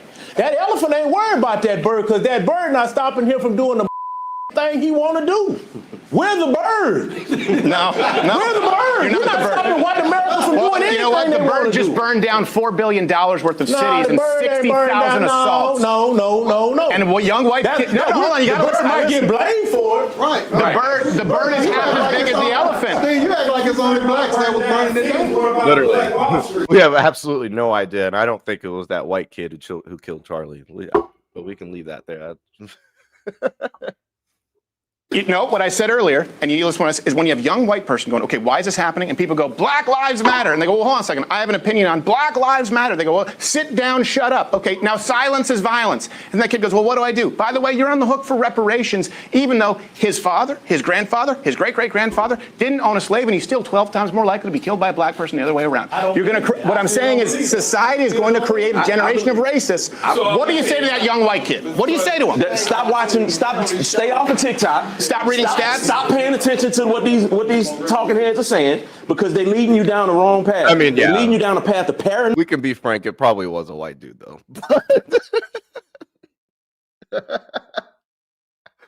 If we're going to be real about it, it probably was a white dude, but it wasn't that white guy. Leave it alone. And conspiracy theories. What if their interactions with black people in general are quite negative?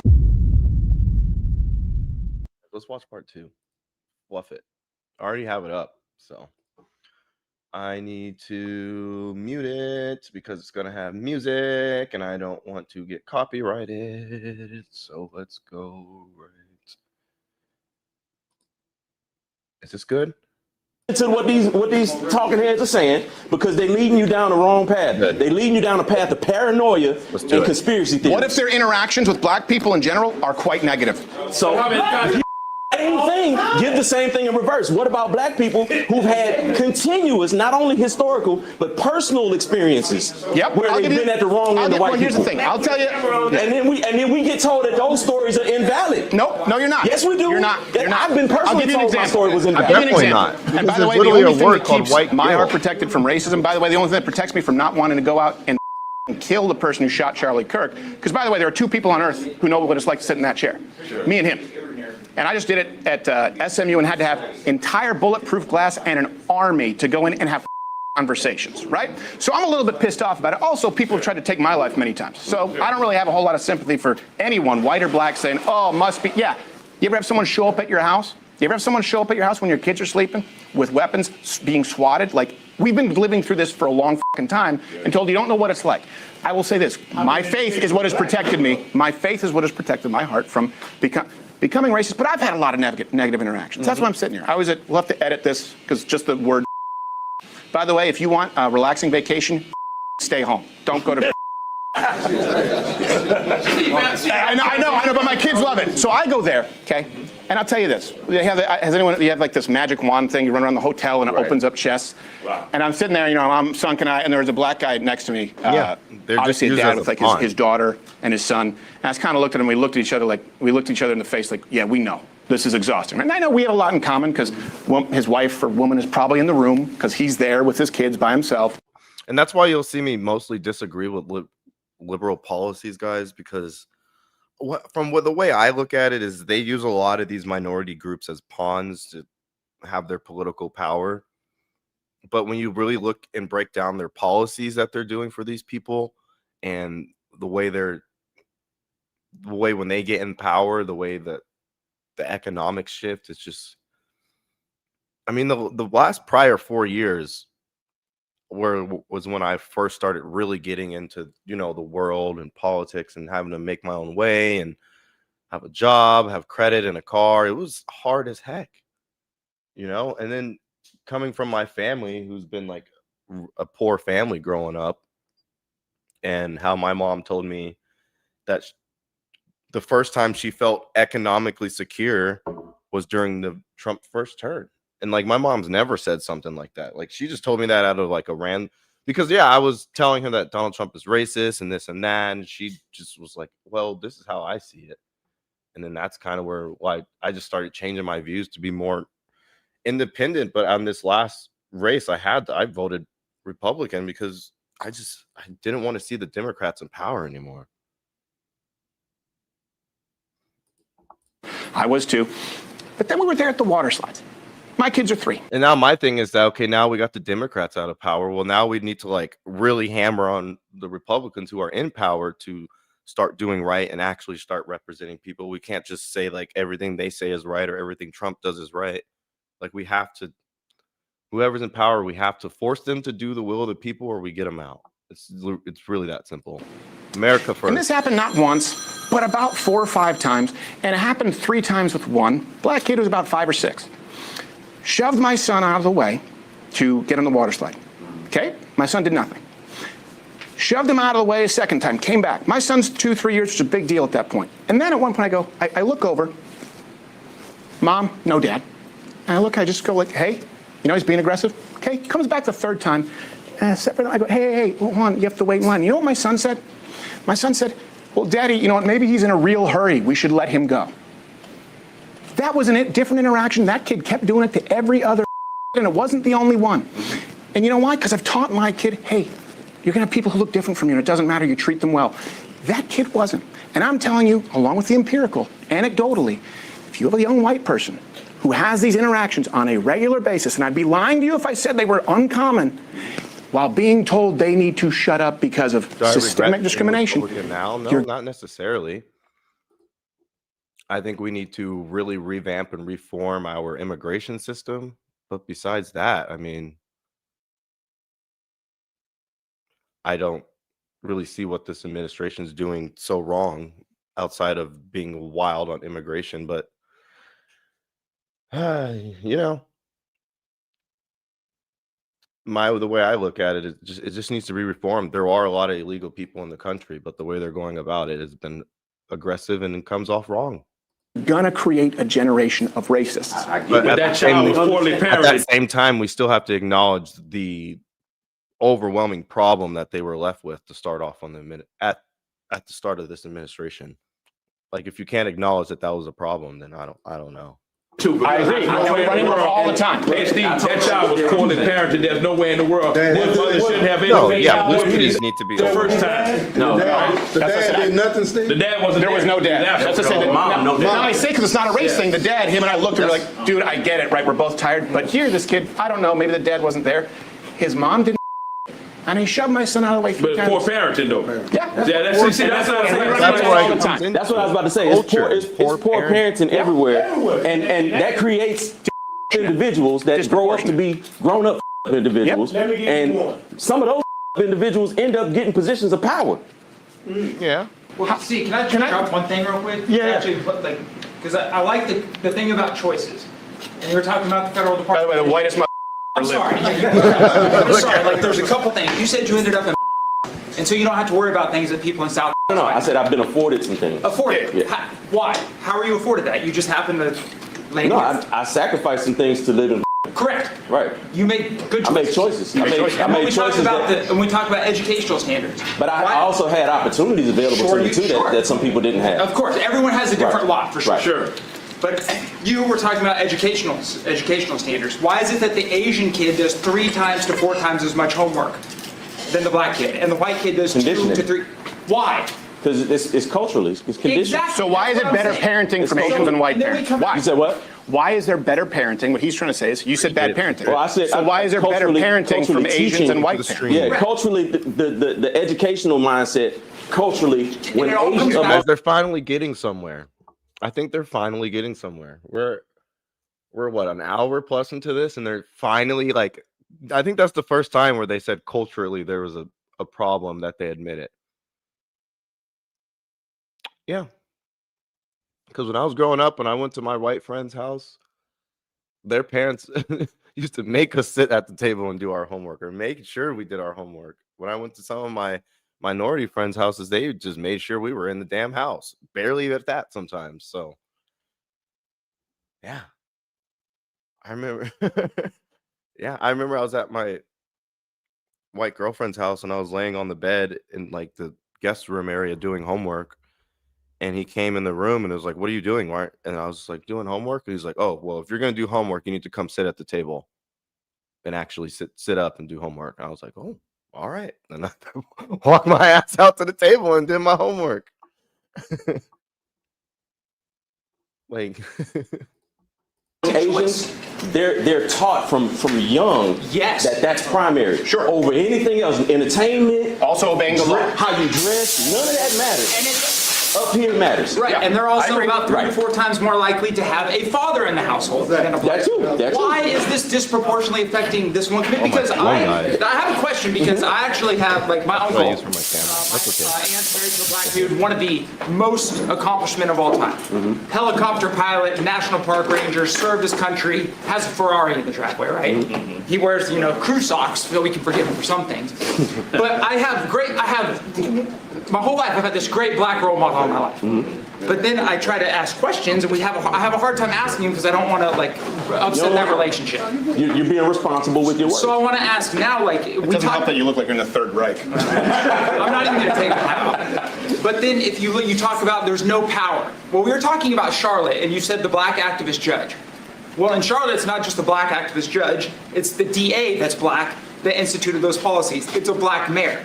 So could we at least agree, before the civil rights movement and now, do blacks have more or less institutional power? There's been some bad and some good that came We have along less with the civil institutional rights power, movement. but you know, Before the civil rights but you know what we don't have? We, No, we as more. a community, we don't have the unity. Well, here's the problem we have. Yeah, there's a problem with that because one side of the community, right? One side of the community wants to be a victim. And now there's this other side of the community who's saying, I don't want to be a victim anymore.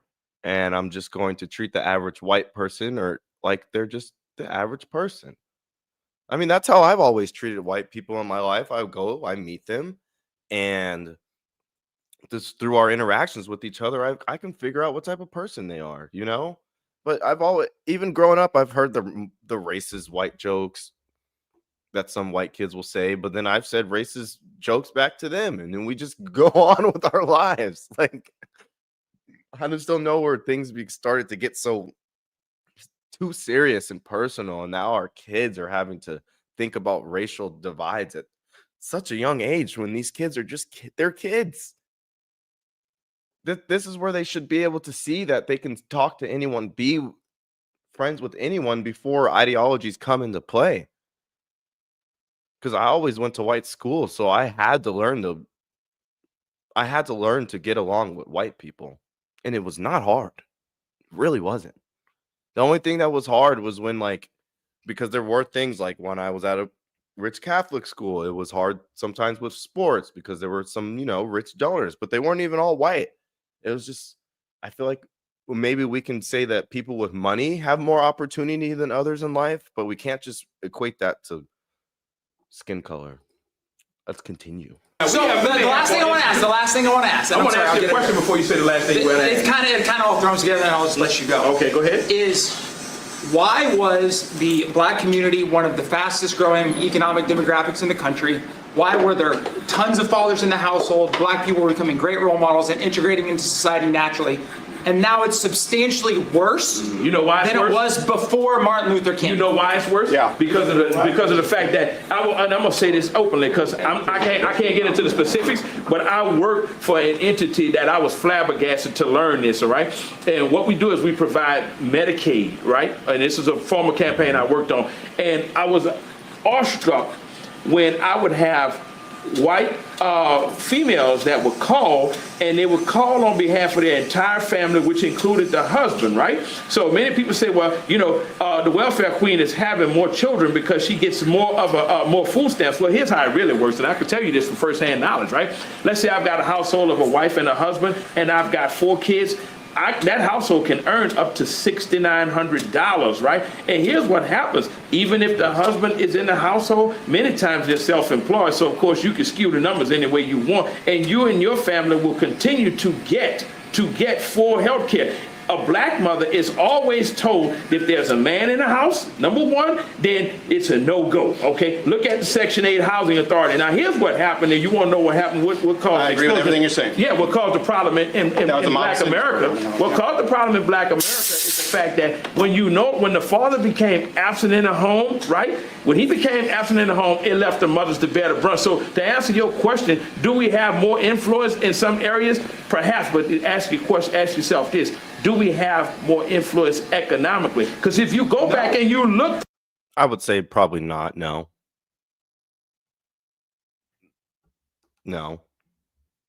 But they do hold the moral.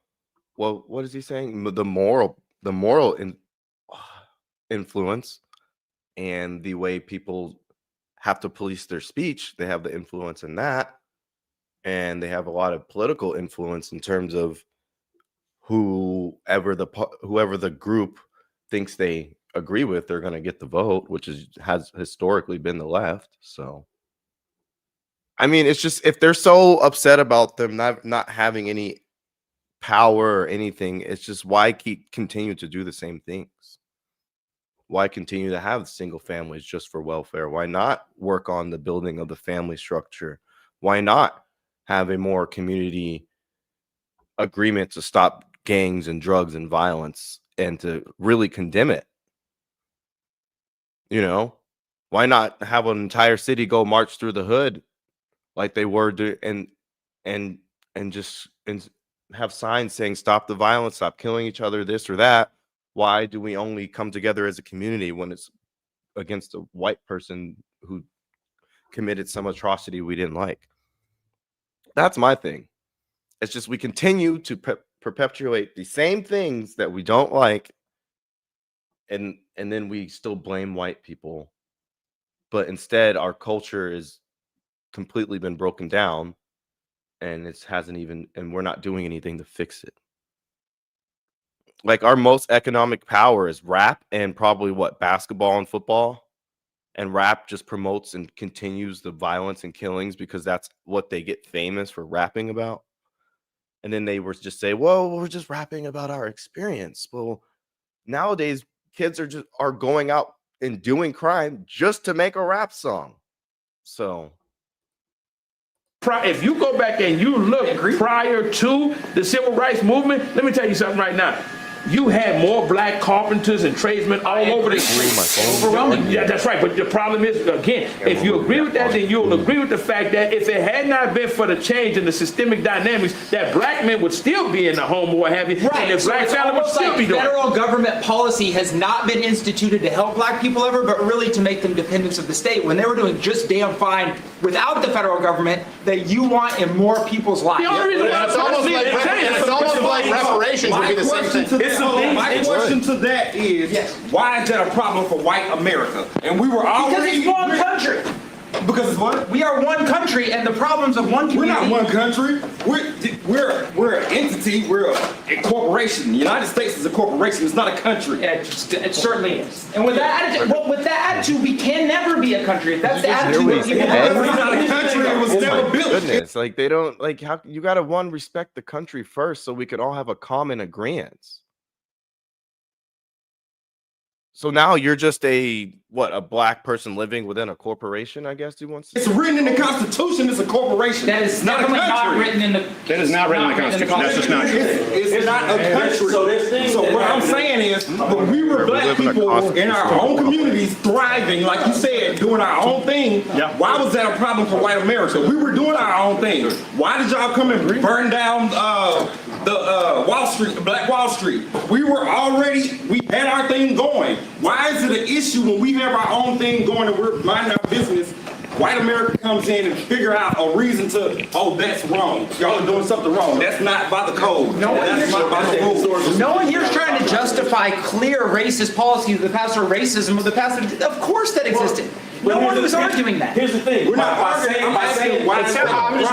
It sounds like you're saying that you would want racial segregation because you're I saying don't want racial segregation. We asked for equality.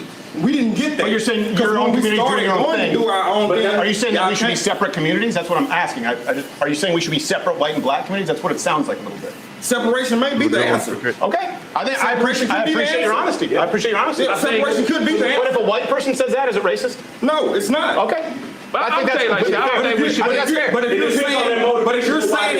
you're saying it in a narrative that we're a threat to you guys, so that's why we're going to be separate. But you just said that white people are a threat to black people. That's what you just said. So why can't white people say it? And I don't think separation is the answer. I didn't say that. I said you guys find a problem with everything that we do. If separation is the answer, yeah, but reparations, come on with it. So, who gets the reparations? That's the thing. We can't even trace back to who exactly gets the reparations. And then we also have to agree on people who had nothing to do with it have to pay for it. I mean, like, let's look at the great liberal state of California. Gavin Newsom just denied reparations again. Only thing he did was, let's do a college study to see who can get them. But he wouldn't create a department within the California government that would determine it because they said it's too expensive. Well, it'd be too expensive for the whole entire country to pay up. So I don't know. The whole black American descendants of slavery. The same thing, the same black people will go out and vote for Gavin Newsom in that administration or anything like that. That is having the same thing going over and over and over again. The people that have been wrong for so many years. America. The government that's taking from us. Hey, Ukraine. I ain't never personally asked You don't have to tell me twice. yeah, I agree with you. Like, why are we paying that? Right, so I agree with you. How about we pay none of it? Let people make their own decisions. Everybody would just go back to reparations. That's the system. To answer the question of who should pay, Yeah. the federal government should be on the hook for some of that. But every single company that benefited from chattel slavery, all the insurance companies, all the freight companies, all of those companies that existed then, that still exist now in some name, shape, or form, they should have to pay into that because they all profited for it. Just think about this. Yep. You insured a slave. When you bought a slave, you got insurance on that slave. That insurance company made money off of that. And they built up into What percentage of the workforce in the United States do you think were actually slaves here in this country? Because that might. I don't know what the percentage was, but I know all the hard work. I know who did all the hard work. No. I know you know who what? did- I know who worked You 7 days. just said the railroads. Why aren't the Chinese immigrants asking for reparations? Because they've already been gifted what they were going to give. You did what? We did it full. You did it full? Or did. No, the Chinese built the railroads. The Chinese were slaves. They built the railroads. We did that for them. No. The Chinese were the majority of the slaves building railroads. Now, on They the didn't get railroad, reparations. They don't want it. Well, I'll tell you what. Next time we'll have you a Chinese dude in here so you can ask him that. I don't give a I'm talking about black people. Can you guys deal with the I'm talking straight about hair like black that? people. Yeah, actually, yeah. That's another misconception that we get all the time too. We can cut any kind of hair, but we're talking about what black people. Hold on. We're talking about where the money's supposed to come from. It's companies that are trillion-dollar, billion-dollar companies that started in the 1600s, 1700s that are still around, and they benefited and profited immensely from that. What if it's a They company should that never have had to pay slaves? Should they pay reparations? No, not that the company had slaves, but we had companies that insured slaves. You had companies that transported slaves. But what if it's a company that did none of it? Should they pay? No, if they didn't have anything to do with chattel slavery, no, they Right. shouldn't. Neither But did the I. companies that should. So if the company shouldn't, then the average individual shouldn't be on the hook for it. So if you want to go after the specific companies and go for it, see how far that gets you. But the fact that that's not what the mass majority are saying, the mass majority are saying the government needs to pay for it. And then where's that going to come out? It's going to come out of everyone else's pockets who had nothing to do with it. But let me say this. But your grandfather, But you understand the point? But if your grandfather was here in the United States, I don't know, $39 you said you trillion from Canada, I don't know. in We debt. we're not worried about it. We're worried about the people. What if your that were here. grandfather was a Time slave? to be selfish right now when the country's $39 million in debt and people can barely, like they keep screaming, can barely have health care or barely have a cost to live. Do you think that's going to help? Owner, and mine wasn't. My grandfather was. What if he was? But my point is, what if he was? Because My grandfather was a sharecropper in Plaquemine, Louisiana, in a little small town called Bayagula. So he was 2 generations removed from slavery. So I know I have a root in slavery.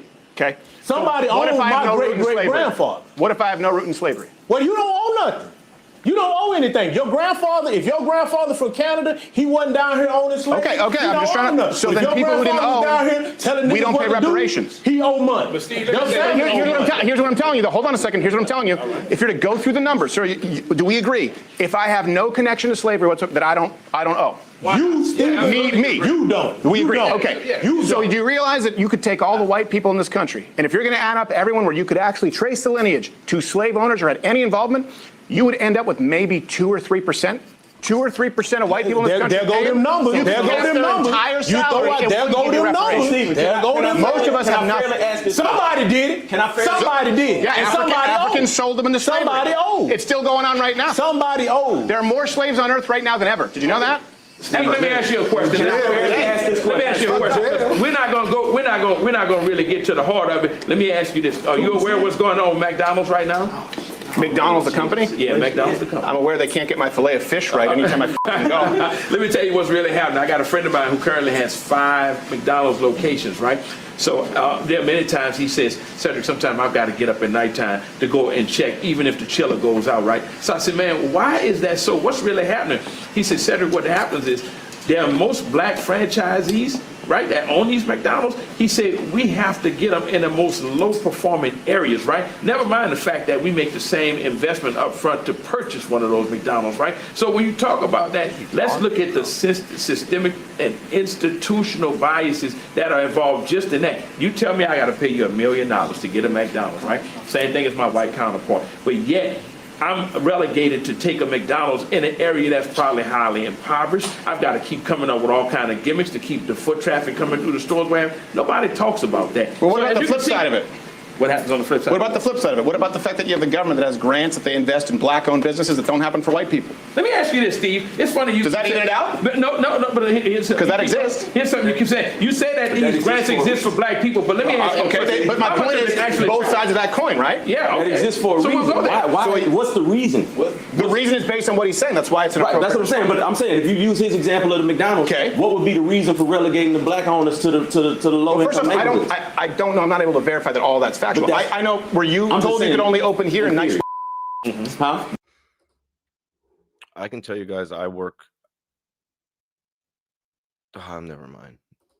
Were you told you could only open here? I just don't agree with that. Well, this is Steve's shop, but no. Okay. But my point is, But see, you have to it's not just understand something. McDonald's. Before My you point answer on the that flip question, side, you have to though, understand something. There's a difference in McDonald's or what have you. Yeah, Because the way that's McDonald's structured, the way has a that whole hierarchical different structure I was, get it. they will designate you certain areas or what have you that you will be awarded a location in. You just don't have the right to say, okay, I'm paying $1 million. That's the same for everyone. That's the same for everyone. I know a guy. Well, he just died not too long ago. He had a bunch of which I don't know how they're still around. It's disgusting. But Neither do I. That's awful. I have never had a good meal at. But he had to be in certain too because they had to displace his franchise investment. Right. That's part of it. Where he was like, this one place is killing me, but as long as I get this spot, when I average out the 4 spots, okay, I can turn a profit. So this isn't unique to the black community. What is unique is investments from the federal government and state government into black-owned businesses to rectify it that white people don't get. So it's not enough. So what would be enough? This is what I want to talk about. That right there. Thank you, Cap. Thank you. There were way more white people who didn't have slaves. There were lots of white people who went and gave their life on the line and died to stop slavery and have a change in government. So when they use the white people are this and they systematically held us down and blah blah blah, for me it's just you're shitting on all those who actually did want to help. For me, it's then they shouldn't have helped. They should have just took their privilege and not helped you and kept you down in the depths of hell. Because you haven't been grateful and thankful to those. You just you blame them for everything. Historical injustices that have been done to impede black businesses. So it's not enough now. Why But what would you have be to enough? ask yourself why would they do that? Why would they pay that? What's the number? Oh, because conditions historically. That's my point. What's the number, right? Public Department of Education, Great Society, Model Cities Program, Black Businesses, Pell Grants, Affirmative Action, DEI. It's not enough. What's the number that's enough? Once again, just like we said about the civil rights movement, about the education and all that, you can do certain things in the name of doing the right thing, but you do it wrong. So what's the number? I don't know. I mean, I don't personally have an answer. That's the point I'm trying to make. The people who really started these programs were the liberals. So if you're saying they did them wrong, why have they historically had the black vote? They don't want to. I just wish someone would ask them that question. Why can't we diversify our voting? I bet you half the black people in the last election voted for Kamala because she was claiming to be black or is half black. And she was a woman. That was probably literally the only thing. I feel like with black women, that was it. That she was black, they were already in it. And then she was a woman. Oh, now they're really in it. And then they got the white liberals to try and shame you. People are literally saying you're racist if you didn't vote for Kamala Harris. Really? You think I didn't read her policies? The none that she would come out on camera to talk about, or maybe the fact that it took her a month just to come out and have an interview after she got elected to be in the primary, even though they didn't have a primary, or the fact that when she did come out, her policies were incoherent, her thought processes were they weren't there. They ask her what would she do different from the last administration, nothing comes to mind, even though a lot of people were asking for lots of change. For me, it wasn't a black thing, man. It was just you're incompetent. And then now she's coming out with a book saying people weren't helping her and blah, blah, blah, blah. It's really? And then with terms of the government being shut down right now, it's upsetting to me because one of the main things is the Obama subsidies, and they're upset about that. But just when they were just in power and they tried to make them cemented into law instead of being having a time limit, they had infighting within each other about the same thing that they're shutting the government down for right now. Politics is just a big ass game. I mean, this right here is where we get down to the fixing the country. And then we got to get people in the positions of power who are willing to come sit in a damn barbershop like Steven Crowder right here and just have a damn conversation. Simple. Let's have a peaceful conversation. Our people in power, they just sit there and hide behind the media. They hide behind their position of power. They don't come out and speak. Everything's 30-second sound clips. People don't have the attention span to sit there and learn about something or listen to someone's policies. The debates aren't even debates. There are more or less questions than answers. The moderators are fake. They're not asking tough questions. And that's why I was telling people why I think Donald Trump won is because he put himself out there on more podcasts, long form videos, talking about the same issues he's been talking about from years on, hasn't really flip-flopped on a lot of things. You know, everyone's going to concede and go back, but he hasn't really gone back on a lot of things. If you go and just do any ounce of research from even before he was even considered running for president, he was talking about China and tariffs and how we need to save our industries from China. Like, this was before he even was I think this was 1988 he said this, and he even said it in that same interview. Yeah, I probably won't run for president. Yeah, it was a 1988 Oprah Winfrey interview. And if you think I'm lying, go look it up. And he's saying a lot of the same things he's saying today. So whether you like or hate the man, at least he stayed principled to the bullshit. Whatever if you see it bullshit, at least he stayed principled and didn't flip-flop for,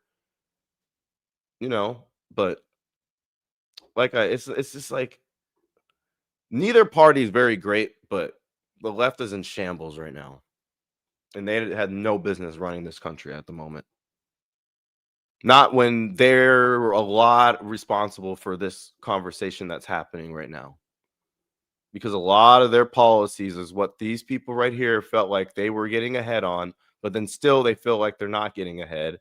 So then now the liberals are saying, well, it's because the Republicans are racist. That's why.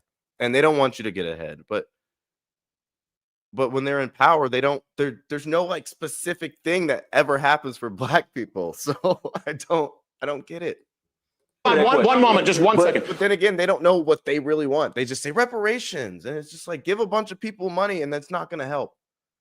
Give a man a fish and he's not going to learn how to fish. Teach him how to fish. Teach him how to make money. Would you agree that if a young person who has no connection to slavery whatsoever, you probably need a number for them? Otherwise, they're probably going to be pissed. They didn't need a number for Ukraine. Sure, they paid them same taxes. They didn't need a number for how much You're we were going to pay. You're talking about reparations to a young person, right? In the name of sins of forefathers. My point is, what's the number? Because the number now is trillions of dollars. I get it. The government screws everything up, and I will agree on that. Mm-hmm. What's the number? You're sitting down right now with a 22-year-old white kid. Give my daughter $15 million and we'll call it square. $15 million? $15 million a piece. We'll call it square.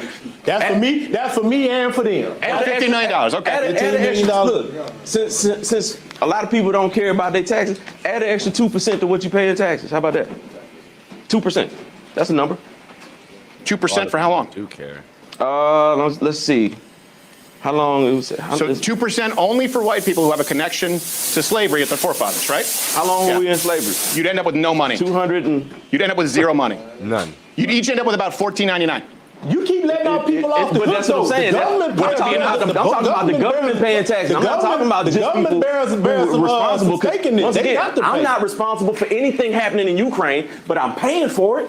I agree. So why should that rationale not transfer to this? Because it's rationale. It's not when the United States is the people who perpetrate. Well, that's why I need to ask the number, because if you're talking about more than $15 per black person, you're talking about trillions of dollars. Right, but if we're going to be a part of the same country, like Lane said, we're going to all be a part and members of the same country. Well, we have to take on what comes with that. What comes with that is historically, every time like Chris said earlier, every time black people have achieved en masse, it's been torn down. And then you get to a point where you're talking about the riots, Then you get to a point where you're like, I can mention there's several black communities that's under lakes. There's one that's under Central Park in New York. Like, there's plenty. But my point is, then you get to a point where you say, okay, we're gonna do this in the interest of justice. But then redlining and all that stuff happens, and then the prison industrial complex, all of that stuff that happens that adds to the wrong of it. It gets mixed in. I get what you're saying. Yeah, we tried, and you should just be happy with it. Here's the problem. What you just said, it was the rhetoric and the reasoning behind catch and release, doing away with the three-strike policy. You point to New York. You got a black mayor and crime got worse. Because he's a criminal. And because you got 30 million people living in a white guy before him. He was grabbing every guinea intern. And probably the white guy that put him in his spot. Just Joe Brown went in on her. In other words, it's worse, right? Because of the prison industrial complex. That's why that guy was out 14 times. But I'm saying that's George Floyd was also out why 9 times. why you have and less now it's a fathers. 12 That's times murder that's rate. why you have less fathers in the home. Redlining and the prison industrial complex is the two main caveats to less fathers in the home. We've done the opposite of the prison communities. industrial complex. Violent offenders are being released into society and committing crime in record numbers right And now. nonviolent offenders are being held on petty charges. No, they're not. I've personally done the numbers on it. How I've looked did at the that numbers guy on get out after 14 times? George Floyd 9 times. Do you realize 11 times arrested is the average murder rate? And you got people in there for weed charges that's in there for. It's not a thing. It's less than 0.5% Personally, of no. federal penitentiaries. And that's the thing. When you tell somebody And that that's wrong, by personal the way. knowledge don't matter because the stats matter more, I personally know this. I know somebody right now that's in jail for small shit, but I know somebody else that did some big shit and they out. Small shit. Keep defining small. So he had a joint on him. Selling weed. He's in prison right now because. I mean, technically selling weed isn't small shit. When it was illegal, if you're going to sell it, you knew what was going to, you knew if you got caught what was going to happen. Like what? Don't sit there getting all butthurt because your friend's in jail for selling weed. And yeah, it may be legal now, but back then it wasn't. And so just because we made the reform doesn't mean that all of a sudden, like, I mean, maybe they can get out now, but they were selling drugs. I'm sorry, I don't know what to tell you.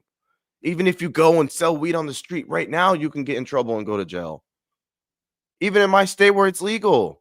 So don't sit there and use that as an excuse, getting all butthurt, trying to make your your feelings matter more than facts. Fuck that. A joint, but a small amount One time he got caught selling. One time a small joint he was selling. No, let's talk about small things. But Let's if you talk want about to, it. that's what I'm saying. If you want to frame it as one time small joint, that's a straw man argument. I'm saying, what is he in for? I don't know how much he had, but it was. And one time? It wasn't. Yeah, it was one time. He got caught one time No, selling I don't weed. know. It wasn't his first time. No. Okay, so he got caught multiple times. Yeah. And he was selling weed. But illegally. every time wasn't the same thing. Do you know how many people die from lace weed? I don't. You know about the fentanyl problem in this country? Yeah, I right do now? know about fentanyl. You know that most people aren't trying to get fentanyl, right? But weed itself never killed anybody. I'm about to say fentanyl ain't our thing. No, I know. No, what I'm saying is, do you realize why trafficking drugs is a problem? You said a little thing. Can I tell you that if I had a white friend who was caught trafficking drugs, and I don't think weed should be outlawed, by the way, it's bullshit. Just to be clear. But if I had a white friend who was arrested the umpteenth time for selling a brick of weed, I would go, yeah, that makes sense. We would expect it. Not for weed. Of course. Not for me. Selling weed, yeah. Even Selling to a this giant day, brick of weed multiple you times. go and sell weed without a permit, you get caught, you will get in trouble. And I'm pretty sure there's still a personal amount you can have on you at one time here. So like, not realizing that and still just blaming the government and not realizing, okay, the government had bad laws. True. My friend knew the law, knew the risk, still did the risk, and goes to jail for it. They're a victim. Bruh, you could have just been there smoking it. Like, if you were just smoking it and you went to jail, like, all right, fine. But no, you're selling it. Like, if you go to jail for selling, you're going to jail. Like that meme, you're going to jail. Like, I don't know. And at the same time, I know people personally that like you got dudes out here like selling all kinds of other shit. I ain't gonna even put names on it, but you got dudes out here selling all kinds of other shit and they free. They've been arrested a couple times too, but they back out. But at what point do we say, hey, you know what? Once you've been arrested for trafficking, for selling drugs, if you do it again, that's kind of on you. Cocaine, man, we'll let you back out for cocaine. Oh, meth? Don't worry about it. Sit in the pen. You for said a little thing. That's not a little thing. Weed? Oh no, 8 to 9 years, you done. Okay, how about this? Someone who goes out and commits multiple crimes and felonies, if we do doesn't get any reparations. Because the white kid who didn't break the law, who never had any slaves and his forefathers, shouldn't be paying for someone who's a serial offender. Could we do that math? Would that be fair? No. Nope. Okay. And the reason why, once again, because I'm trying to find some common ground because that white kid. I'm trying to tell you, you're trying to start the starting point right here when you're not factoring in what happened to get that kid in that low-income, impoverished environment that created the criminal that he ended up being. Oh my God, this is what we do. It's not crime, it's poverty. Then why do poor white people not commit violent crime at the same rate? They do. No, they don't. It's just usually different types of crime. No, they do not. They do. It's a fact, dude. Y'all just shovel them all They in just the trailer different park. types. It's just they don't agree, they don't like operate within facts and logic and numbers. It's more likely feelings. That's really education, culture. All needs to change. There's different types of and then they go off. They we go don't off shovel in the in the trailer hills and park. live. They sell. They go off in the hills and live amongst the rest of the toothless hillbillies, but they do. You don't hear. Yeah, they just don't. We're talking about statistical realities. There's no cameras over there. The young white male, when the young white male is the real threat to America as it stands. You know what? You're right. I agree. You're right about that. Because young white males are going to be the majority with guns, and if you keep telling them that they're fucking criminals and they should pay for people's bad decisions, you don't want to see them angry. Because they've never been angry. And I'm telling you, I'm looking at young men, and they're way, way more angry than I ever was. Well, if and they're I that listen angry, to them. why they could? If So they're getting their ass kicked. If they're that angry, why they only killing each other in their communities? When's the last time you? I mean, how many? Let's look at recently. That's a good question. Why are they not killing black people? No, you know. Why are young white people Here's not? the point: because they're able to understand the ones that's that pushing these for are the not the Civil War, problem. they They're not. Listen, they're able to understand that. You know what? Perhaps I've been looking at it and I've been taught wrong. Maybe the problem lies with the person who I've been looking up to for all my guidance. Because listen, I mean, think about it. Even with the most, and let me tell you this. Do you like see how ass backwards his thinking is right there? He's trying to make say that the people above the white, like their authorities, whoever has been in their lives, is the reason for why they're racist. But it's like, what about the authority for the people you look up into your life for the reason why you're not going anywhere? What? I'm going on record as saying this. I don't care who you are and what your political dissidence is. There's no justification for going out taking the life of someone. Just because you have a different opinion of mine, doesn't mean I'm going to get angry enough to say I'm going to go out and shoot you. Right? When everybody asks me, because I got people who ask me, man, what did you think about this incident with Charlie Kirk? I say, you know what? People are not going to want to talk about it. I say, but this here was really a situation where this kid, more than likely, wasn't angry because of what was happening in black America. No, he wasn't. That wasn't. He was angry because of the fact that Charlie Kirk had a different opinion about people who are homosexuals. You understand what I'm talking about? Yeah. And that was the cause that I believe in my mind personally that led him to say, you know what? This has got to be stopped because of the fact this guy is talking about someone who I love. Okay, so let's talk about that. That crime really probably could be looked at more as a crime of passion versus a political outcry for difference. You understand? No, it's political assassination. But here's one thing we can all agree on, right? The guy who shot Charlie Kirk, okay, his roommate, his lover, was a dude who was claiming he was transitioning to a woman. You're just fucking gay at that point. You're just gay. Let's call it for what it is. Right? Yeah. You're just gay. Can we all agree on that? It's like, no, he's not even a chick yet.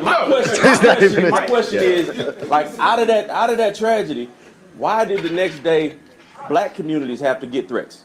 They did. Yes, they did. Southern University. You're talking to the wrong guy, pal. No, I'm just saying. I can tell you who got the Southern threats. University in Baton Rouge. Yeah. I'm personally tied to that school. No, you know who got the threats? Let me Southern explain. University got one. You're turning this into a race thing where I agreed that it's not. But let me tell you something. Every single vigil, every single memorial, where, by the way, both black and white conservatives tried to mourn peacefully their own, desecrated, attacked, assaults, even in war, they let you bury your dead.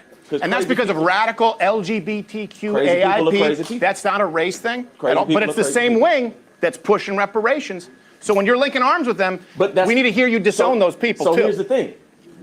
There's a those large two problems should not be tied together. Hold on, let me finish. Joy Reid There's does. a large contingent of black America that does I love how he disown threw them. it. They don't. I love how he threw it back at him because Joy Reid literally was calling Charlie Kirk racist and all this stuff that he's trying to say doesn't equate. But then he says Joy Reid, if you guys remember back in there, says a lot of factual and good stuff. You know, like, oh my gosh. He's blind and he's blind. Right, absolutely. Now, on the right, there's the Jared Taylors and the all of these different people, these super Christian nationalist dudes. I don't see nobody on the right separating themselves from him. Well, we don't need to because Richard Spencer and David Duke voted for Biden and Harris. Sorry, David Duke endorsed Jill Stein. Richard Spencer, though. What I'm saying is white supremacists don't vote Republican. They vote Democrat. Jared Taylor did. And he encouraged all of his people to. Jared Taylor is not first off, he's not in charge of the KKK or anything like that. He's one who's talked about race and IQ. And I don't know that he did vote for Donald Trump. But I do know that people, the Patriot Front and all of them dudes subscribe to that. There's nothing that's conservative about white supremacy. That's why they don't vote conservative. They vote Democrat. They're socialists. But the issue here that we're talking about is, again, I agree with you on Charlie Kirk. It's not political. That's why I'm going, I don't think that you realize you pivoted it into a race issue and said black people were more at risk. Well, you just asked why we didn't separate ourselves from the No, extremists. I and said I'm saying, after. why don't y'all separate yourselves from the extremists? Well, of course we do. That's what I'm saying. I'm telling you, they suck. I haven't seen that. I personally haven't seen that. We all do. It's never enough. I pay attention to all that stuff. We all do. Donald Trump did. He was still able to raise. He said, I'm not talking about white supremacists and neo-Nazis who are horrible and should be condemned totally. The media cut it out. Did you know that? No, I didn't hear that. Yeah. You probably heard he said there were fine people on both sides, right? I heard that clip. Right but before I that, right before that, he goes, look, look, I'm not saying white supremacists are neo-Nazis who should be condemned totally, but outside of that, you had on this monument argument, fine people on both sides. And you had some very bad people in that group, but you also had people that were very fine people on both sides. And you had people, and I'm not talking about the neo-Nazis and the white nationalists, because they should be condemned totally. But you had many people in that group other than neo-Nazis and white nationalists, okay? And the press has treated them absolutely unfairly. Why do you think the media lied to you? But if he said if that's true, then let me ask you a question. And see, that's the thing. Like, I don't know if you guys remember that time. They literally were saying that he was agreeing with white supremacy. Like, they were trying to push it to the ends of the depths. It's just like when you see things like that and you have pattern recognition and you just see it over and over, lie, cut out clip, smear. Like, come on. Who said that? What's her name? Nancy Pelosi. She literally said it. She called it the wrap-up smear. You push a lie, you make the media push it, and then so when you come out and you push the lie, you are backed up by the media so you can smear them. It's a wrapped up smear. It's foolproof. That's what they do. Sure, I can show you the clip. Well, why did he not sue those media networks like he said? And then they do it really, really bad on these race-based issues that they know is going to be inflammatory. When the interview with Kamala Harris was edited, he did, and he won. Well, why was that not publicized? Why do you think? You think the news agencies want to publicize their losing? That was going to be my next point. Is media does what it does on both sides. No, the media is incredibly left. That's the point. That's you the line up problem the we always media, have is because when one person says, well, there's problems on your side too, sure, you say, well, no, you dismiss those, and you say, we're just going to point to your problems. No, name me one right-wing source of media. Name me one outside of Fox News. Acknowledging y'all's. Name me one outside of Fox News. ABC, NBC, CBS, CNN, CNBC, MSNBC. Local. Name me one outside of Fox News that's conservative. You can't. Breitbart. That's not a mainstream outlet. Breitbart. Then we could go Salon. Then we could go HuffPo. For years in this country, ABC, NBC, CBS. Now you go CNBC, MSNBC, CNN. And once again, now MS Now. All of them got their shit. All of them are left. Yes, all of them got their shit. New York Times, Washington Post. Go through them.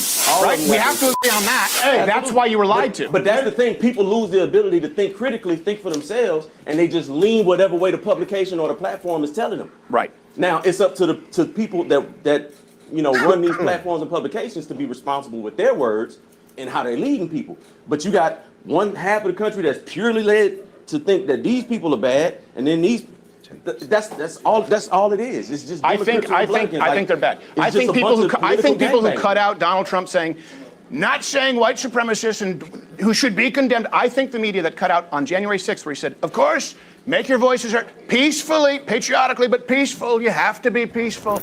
I know that everyone here will soon be marching over to the Capitol building to peacefully and patriotically make your voices heard. And they cut that out. I think that media is bad. Statement when this is the same guy who says if you want the country, come down to D.C. and fight like hell or not. He did in that same speech. He said, "Fight like hell, peacefully, has to be done peacefully." You know who else said fight like hell? Kamala Harris. But that's the biggest option. How can you have a peaceful? Somebody says, you know what? I'm gonna tap you like that. We're gonna act like fight like hell is an expression. Oh, come on, you're smarter than that. Fight like hell is an expression. Joy Reid uses it. Kamala Harris uses it. Biden used it. Barack Obama used it. Every single one. It's only attributed as violence to Donald Trump. That's bullshit. All of those platforms, networks that you and Travis just so eloquently exchanged. Mine was not eloquent. How many of those are ran by black people? None of them. We don't control shit. Once again, why we always get the blame for everything? We don't control nothing. What percentage of commentators? What percentage of commentators are black? I don't know. I don't watch mainstream. It's about 25. It's about 25%, despite being 12% of the population. But they still working on a platform that is not controlled or ran by black people. So can do for self. Like, it's really going to have to come down to that.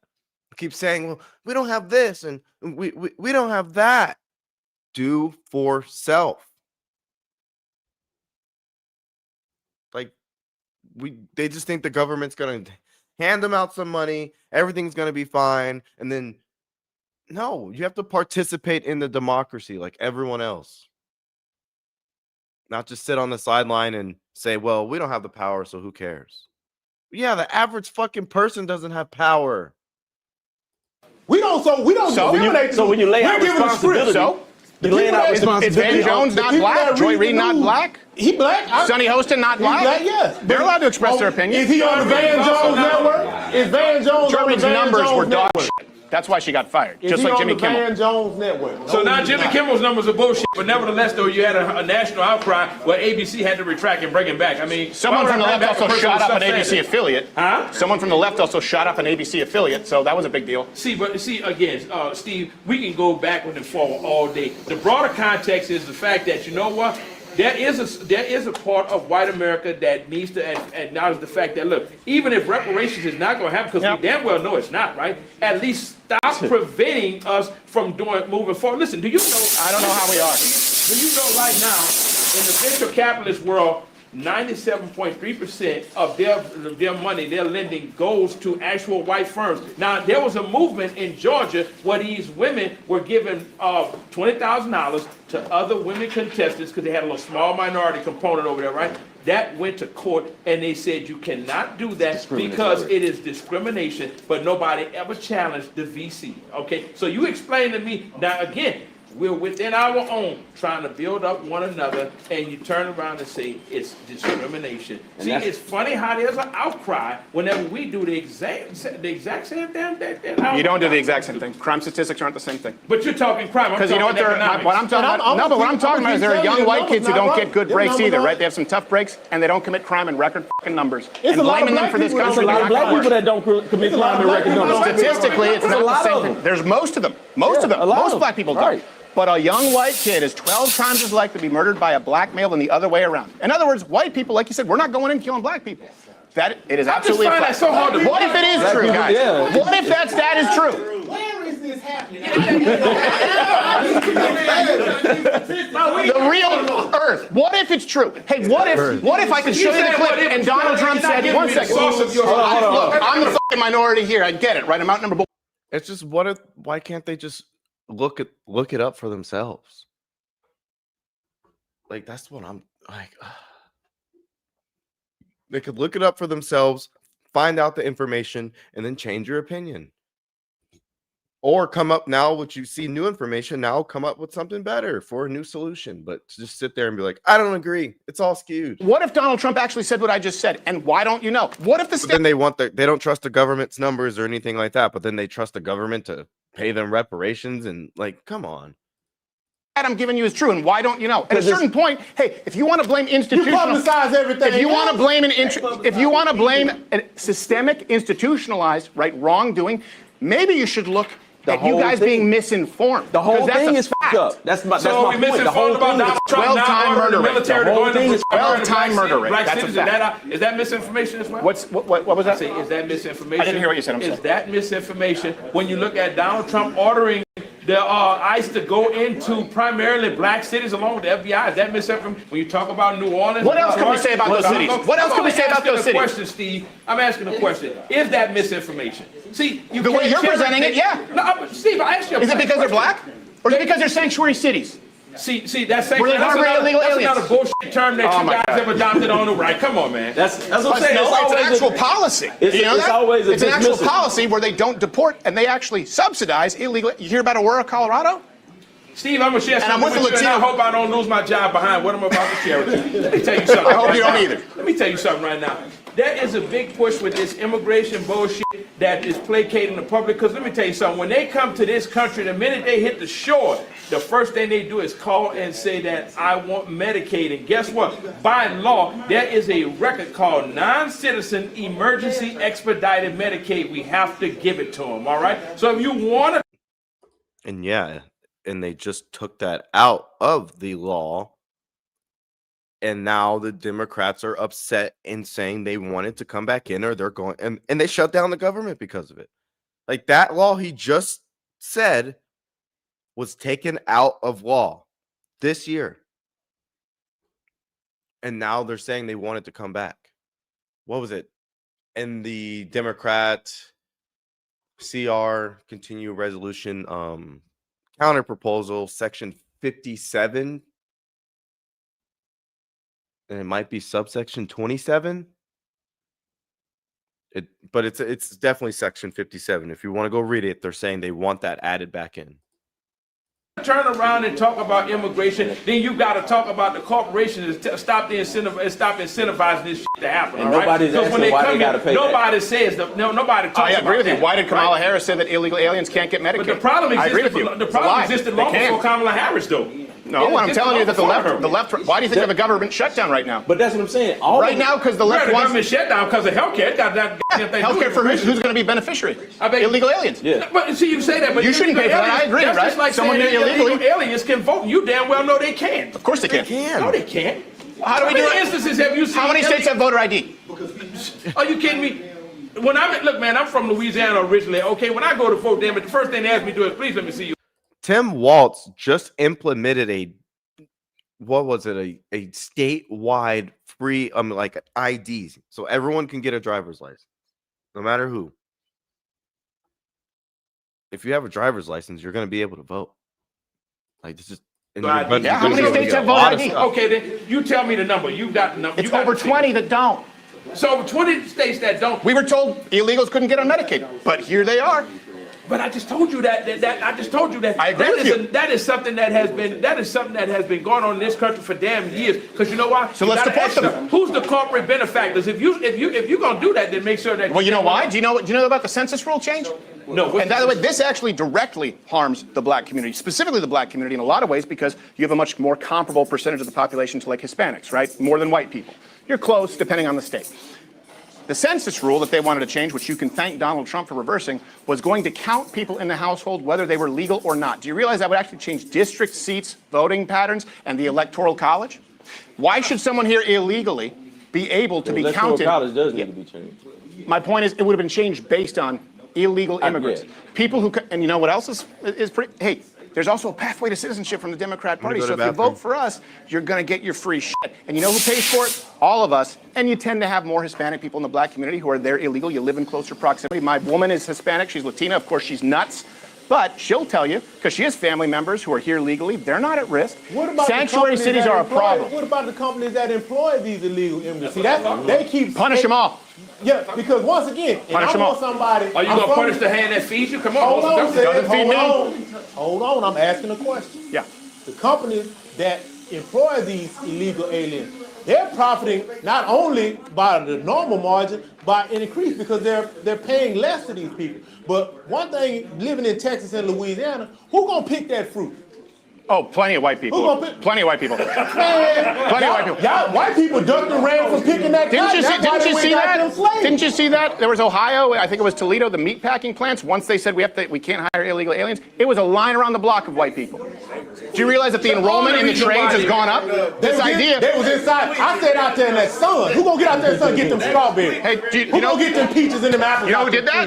Me. Ain't no white people out there doing that. Did you know I did that? That was one of my jobs. Ain't no white people out there. I did a part-time job working in an orchard, and then I worked construction.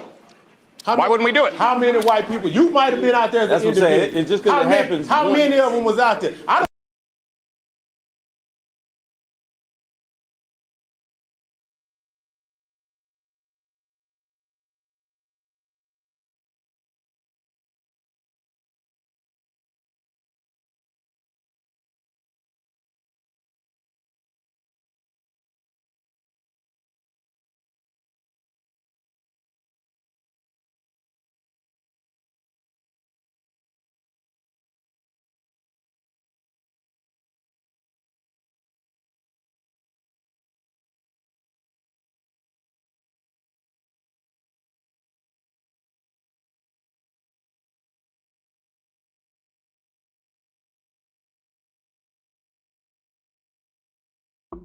Sorry, I was saying now that they're talking about politics, I hope they can realize that I think a solution to what can go on is maybe if they just start to declare black people can start declaring ourselves as independents and looking out both ways and really and seeing what's best. Because right now it's just been vote blue no matter who, and we're still complaining about the same things that our ancestors were going through, even though we're probably at the best period ever and can do the most things ever. So, and I'm not saying run to the Republican side. I'm just saying, like, why continue doing the same things? They weren't out there because it's slave labor. And seen them Latinos out there. I never thought I would see a black man advocate for modern slavery, because that's what that is. That's modern slavery. That's modern slavery. They should be paid more for the work. That's hard work, man. They shouldn't be here illegally. Somebody got to get that cabbage out there. Somebody got to get them sweet potatoes out the ground. Somebody got to do that. White people not going to do that. Of course we will. Once again, when the work got hard, that's when they went and got slaves. Yeah, white people don't know hard work. The Indians broke down. They went and got black people. They got the Chinese. They conned them in doing the railroad, like you said. But then when white work get hard, white people ran. He acts like there isn't slavery going on right now in Africa. Like, sir, expand your horizons. There's still people in slavery across the world today. Stop thinking of yourself as a slave or an ex-slave. You're just a man. You happen to have black skin.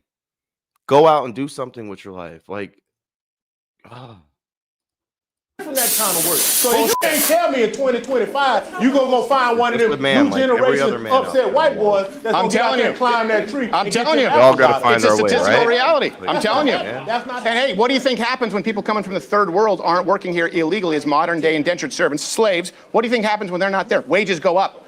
Why would you pay more when you can have someone who's off the books, you can threaten with deportation, pay him dog shit? By the way, that hurts your wages too. That's what he's saying. Why do that? You got to pay them more because that is somewhat a form of slave. That's some hard work out there. Yeah. And I mean, we could all sit here and say that they didn't do anything to combat those people coming into the country. If anything, they allowed more in.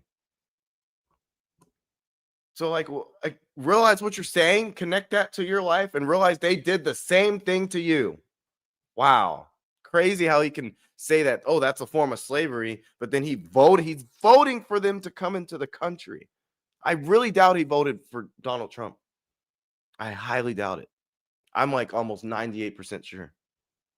That's some hard work out there. But the companies that employ the Tropicanas, the Del Montes, the Libby's, all those companies that get people, somebody got to get them green beans. All those companies. Tell me, I don't think any of the black men in this room voted, but somebody got to pay. So if they're profiting from that, I agree. Those are the companies that need to be punished. I was in the room, I'd speak up. They should be punished, and the government that incentivizes it should be punished. The government is incentivizing it because they're stealing food from your kids' mouth.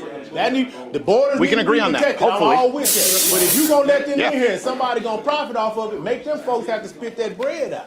Because if you punishing somebody, if you making that kind of profit off that illegal labor, you got to make it so punitive that I don't need to get that illegal labor because it's killing my profit. But if we apply it, and I agree with you, punish them, right? I agree with you 100%. Businesses have. Wouldn't we also apply it to sanctuary cities that have harbored illegal aliens and prevented the deportation? And by the way, you know Barack Obama deported. deported. Sanctuary city, that's the city where you can come if you're an illegal alien. And they will protect you from deportation. Yeah, I don't understand that.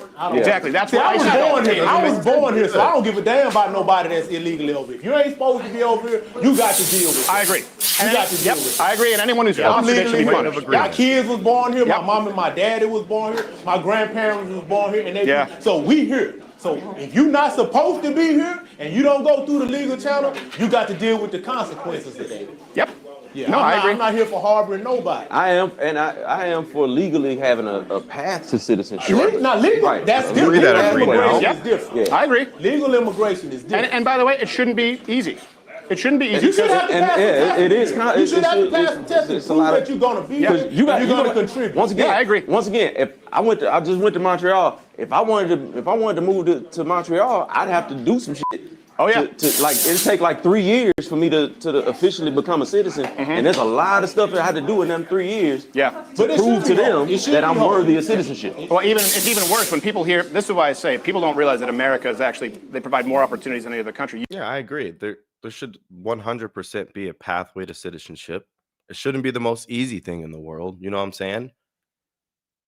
But the way that we have it right now, the system is so messed up. Like the fact that people could come into the country, get a court date that's like 5-6 years down the road, and then they just get to go do whatever, and then they just are trusted to come to their court dates and do everything right. And then we get no. This is how we end up in the situation we are, where people are screaming ICE is doing this bad, and there's civilians rebelling against that. Well, it's almost what the government wanted, because they are the ones who are supposed to do something to stop it. They're the ones who are supposed to make the laws concrete and not so vague. You don't get assurance maladie in Quebec unless you've been employed and paying. And that's what I hope the Trump administration does. That an executive order only does so much. It only does who's in power and if they agree. You saw what happened when Joe Biden got in the office. Every executive order for the border that Trump put in, he scrapped. So for the Republicans to really claim a real win on this, in my opinion, they need to submit more law. They need to be the ones to actually reform the entire immigration system and get the votes through. Maybe they'll do that if they win the supermajority here in 2026. If they do get a supermajority and they don't do it, then we know that it's all just bullshit. Taxes, I think, unless they changed it, I haven't been there since 2004, 3 years. So in other words, you do not receive anything comparable to EBT, SNAP, any of that, unless you're a tax-paying citizen with a record. They don't let people come there, white or black. Also, they are way more racist than America. People don't realize that. French Canadians, yeah, Okay, gotcha. They're super racist. And the reason, like, my experience has been that Americans are the least racist people of all the countries. That includes Europe, that includes Canada. People think Canada's awesome, but French Canadians hate the Haitians because it's a French colony. They hate the Vietnamese. They're just awful. That's what I was about to say. It's different pockets that they hate. They don't hate. They don't hate us, Americans. Yeah, they don't like Americans. I didn't experience that. Yeah, they talk behind your back. I experienced that. Well, they talk behind your back. They're jealous. They're jealous. But they're gonna do that here too. Yeah. So, no, I know. Yeah, no. Canada's a silly place where, again, it's bigger than the United States with a tenth of the population, and it doesn't have the same kind of diversity that we have here. I mean, when people point to Norway or these countries that have giant social safety nets, it's like, take the population of Rhode Island. Hey, and I'm sure you could probably make it work better too if it was 100% black or 100% Nordic. When you have a cultural common ground, it's easier, right? We have a lot more pockets in this country than in places like Canada. It's a beautiful city to visit, though. I highly recommend it. To live there is awful. You want to pay 52% income tax and 14%. What was sales tax when you went? 14%? Yeah, sales taxes. You know what's crazy about Like it? that. You're taxed on tax. So you have a bill, they tax 7%, total it, and then tax another 7%. I was about to say, they came and got some more money after we got back. Yeah, that's socialism in Quebec. And that's the thing. I mean, universal health care and all that, it's going to cost a lot. So we have to sit down and talk about what is acceptable, because it's going to come out of taxes. I mean, I don't think, unless we find some other way or some other form of energy that we can start selling to the world, I don't think we're going to just have universal health care for all. No, I don't think it'll be a thing. I mean, I've buried relatives from their socialized health care. Which is why we need to fight harder to preserve this country first. Because see, when we keep going back because of our ethnic differences and our beliefs and what have you, we can never move forward. And right now, we are in the fight of our life as Americans. Because let me tell you something right now. There's a huge push to supplant that damn dollar. And if you think that dollar doesn't mean nothing, you watch what happens when it loses that reserve currency status. You'll see what it's like to have a goddamn currency that's worth nothing. Okay, so we've got to we really got to reevaluate. Listen, we're not going to ever agree on every goddamn thing, but the one thing we got to agree on is that we are Americans, and to the rest of the world, whether you black, white, Republican, Democrat, Independent, or what have you, you know what? They still see you as American. All right. So since we're one and the same, let's figure out what we need to do to address the real goddamn problems. You know. Now, as far as it goes for the young white male, I can't speak on his frustration. I simply hope that, you know what, we don't repeat the damn mistakes of the past, because look where it's gotten us after all these hundreds of years. We got to move forward. Yeah, I agree. I'm not asking you to speak for them. I'm asking you guys to consider listening. Sure. Because they're at a point where, I don't know if you know this, a lot of young white dudes have had some pretty fucking tough breaks and no advantages. And they grew up in an era. No. Look, everyone has it. Everyone has it. Nothing about no poor disenfranchised. But that's the disconnect, man. Ain't nobody trying to hear that. But then why do you want them to hear about some poor disenfranchised black person that they had no hand in your situation. It's the same shit. You want them to listen? You fucking listen. You don't want to listen? Then shut up when they don't want to listen to you. Simple as that. Like, I don't like that. Come on. Okay. Real talk. Well, real talk, 12 times the murder rate. You don't want to believe it? Fine. I don't. And that kid's not going to want to pay reparations. You know what else on top of that? Yeah. I ain't scared. So you can throw them threats out there all you want. I know you're not scared. About what the young white man might do. I know you're not scared because you're 12 times less likely to be the victim of a violent crime from a white person than he is of you. That's a fact. No, I'm 12 times more likely to defend myself against some bullshit. So if the young white boy come with that bullshit, I'm gonna meet that bullshit with some bullshit. A lot of white people going into black neighborhoods. That's what I'm saying. A lot of white boys going into black neighborhoods around. And ain't nobody playing. Understand? But I think what you guys, come on, let's real talk. You've never seen a white person come in solo into a black neighborhood and start a fight. I don't think you've ever seen it. I don't see black people. Let's be honest, guys. You're not afraid of young white kids. Steve, you saw a white man going to If you are, correct me. I mean, I feel like it's more likely for a black kid to go and commit a robbery in a white neighborhood than it is for a white kid to want to go commit a robbery in a black neighborhood. I don't know the stats behind that, so don't quote me, but I'm just saying, come on.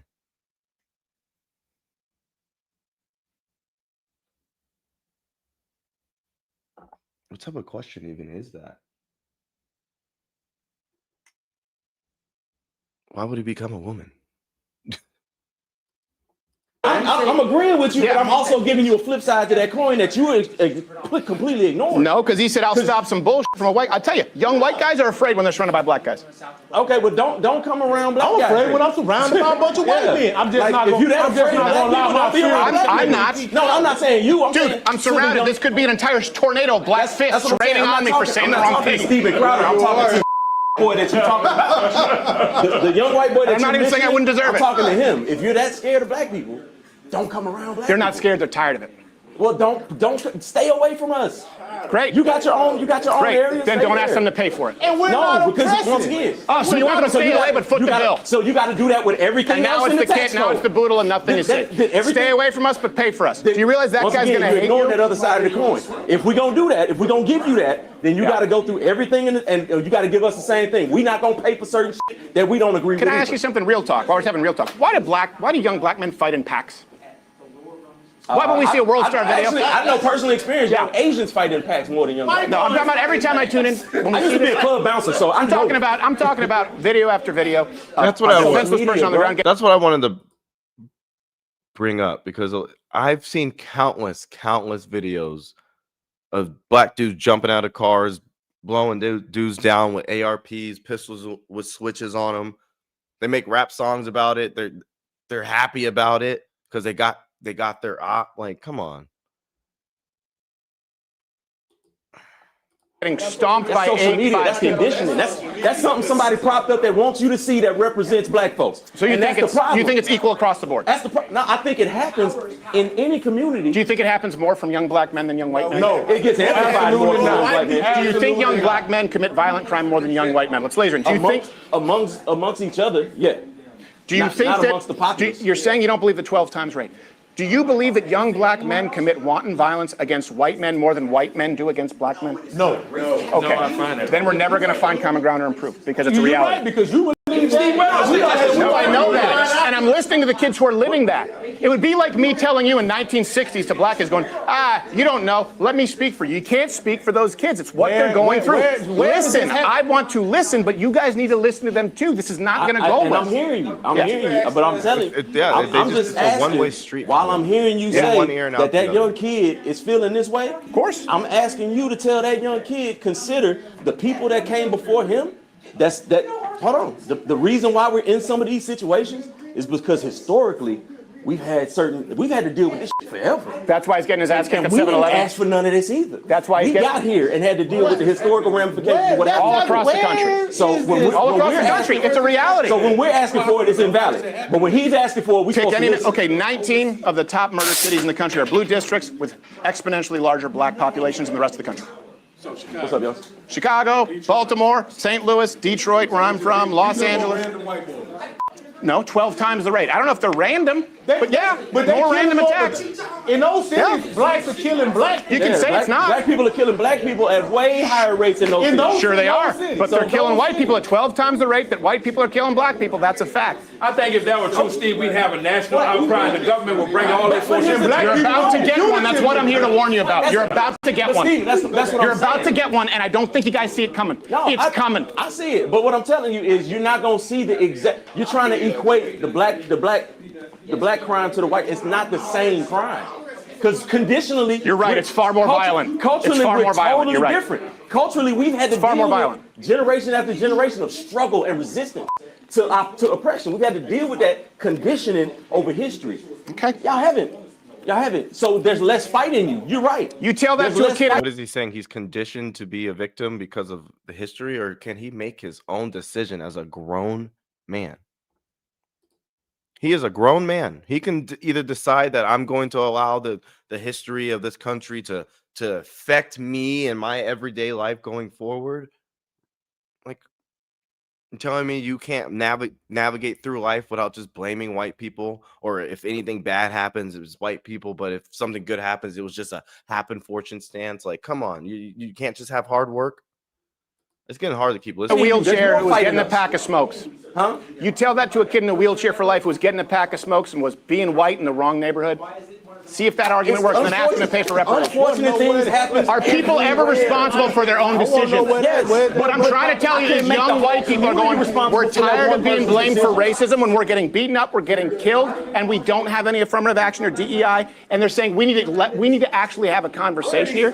Okay, I hear you. I don't know, go to World Star, go to BET, go to any single rap track. With the blacks beating up the white people. I've never seen this. Like, where are these? Because it's not coming across your algorithm, because the system is going to show you stuff that relates to you. Are we going to act like World Star is just a nightmare I had at some point? Those young white kids are going to see stuff that relates to them and their point of view. So if they believe, they're literally acting like you can't go to World Star, or any site and see black on black crime or black on white crime. Like, come on, you can. I wish YouTube would let us show it, because I have showed 3-4 hours of it.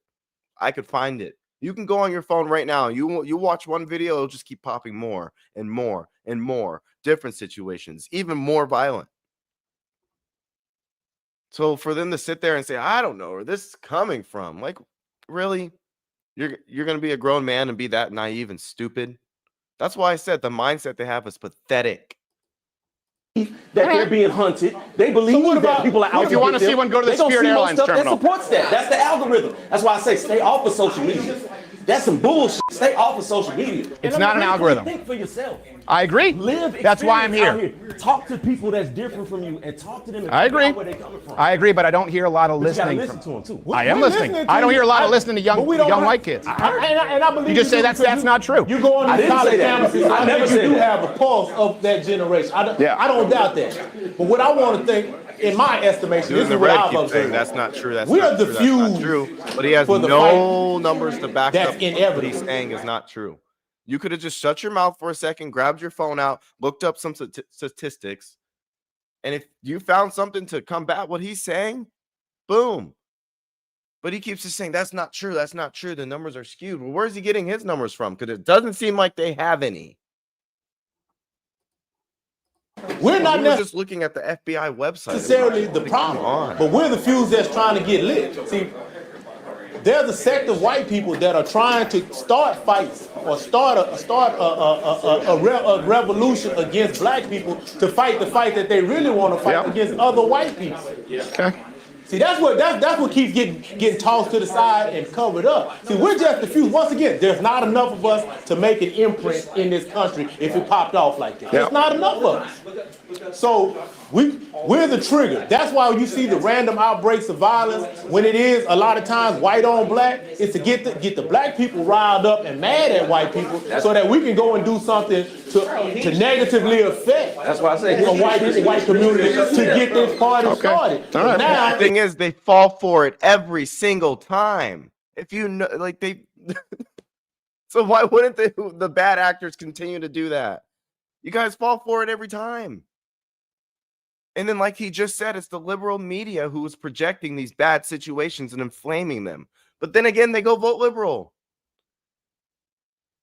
So it's not like they actually want to change. They just want to complain and go like this. And then once they get this, they're going to keep going like this. In the midst of them beating or trying to destroy us, now they can go fight the fight that they want to fight. Just like the thing with your man Charlie. That dude was mad about, like you said, he was in love with the transgender dude. He wasn't necessarily mad at Charlie, but Charlie was saying some things he ain't like. So he took it upon himself to kill this man for saying something that he didn't like. We didn't have anything to do with that. I didn't say you did. No, you did. I didn't have anything to do with it, but a lot of the black community came out saying Charlie was racist. Charlie didn't like black people. Charlie was this. Tons of black people came out and said that about Charlie. But then if you just go look at his clips about black people, there were many, many, many clips where him and black people had great conversations. Conversations just like this one, where he's talking about these issues and bringing up the stats. So in other people's eyes, there's Steven Crowder's racist. Like, no, you didn't. I'm not saying you did. But a lot of people No, they didn't. And I'm gonna tell you, and People listen, are not blaming Charlie Kirk on the black community. That's the part right there. Steve, you refuse to listen to anything that you So finish what I was saying. You think white people are blaming Charlie Kirk's death on the black community? It was precipitate. What happened was, after that happened, the two young men that went to Tennessee State set up in Charlie's, in his model, his MO, we want to have the debate.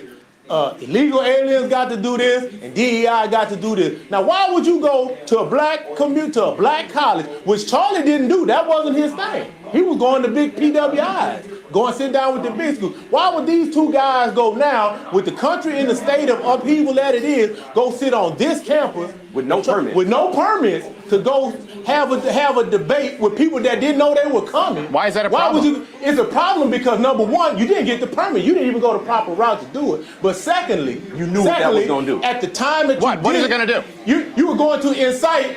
I go into liberal campuses. I go to lesbian colleges. You were going to incite unrest. This was Tennessee State University. Yeah. Why? Because it's a college full of black kids. What?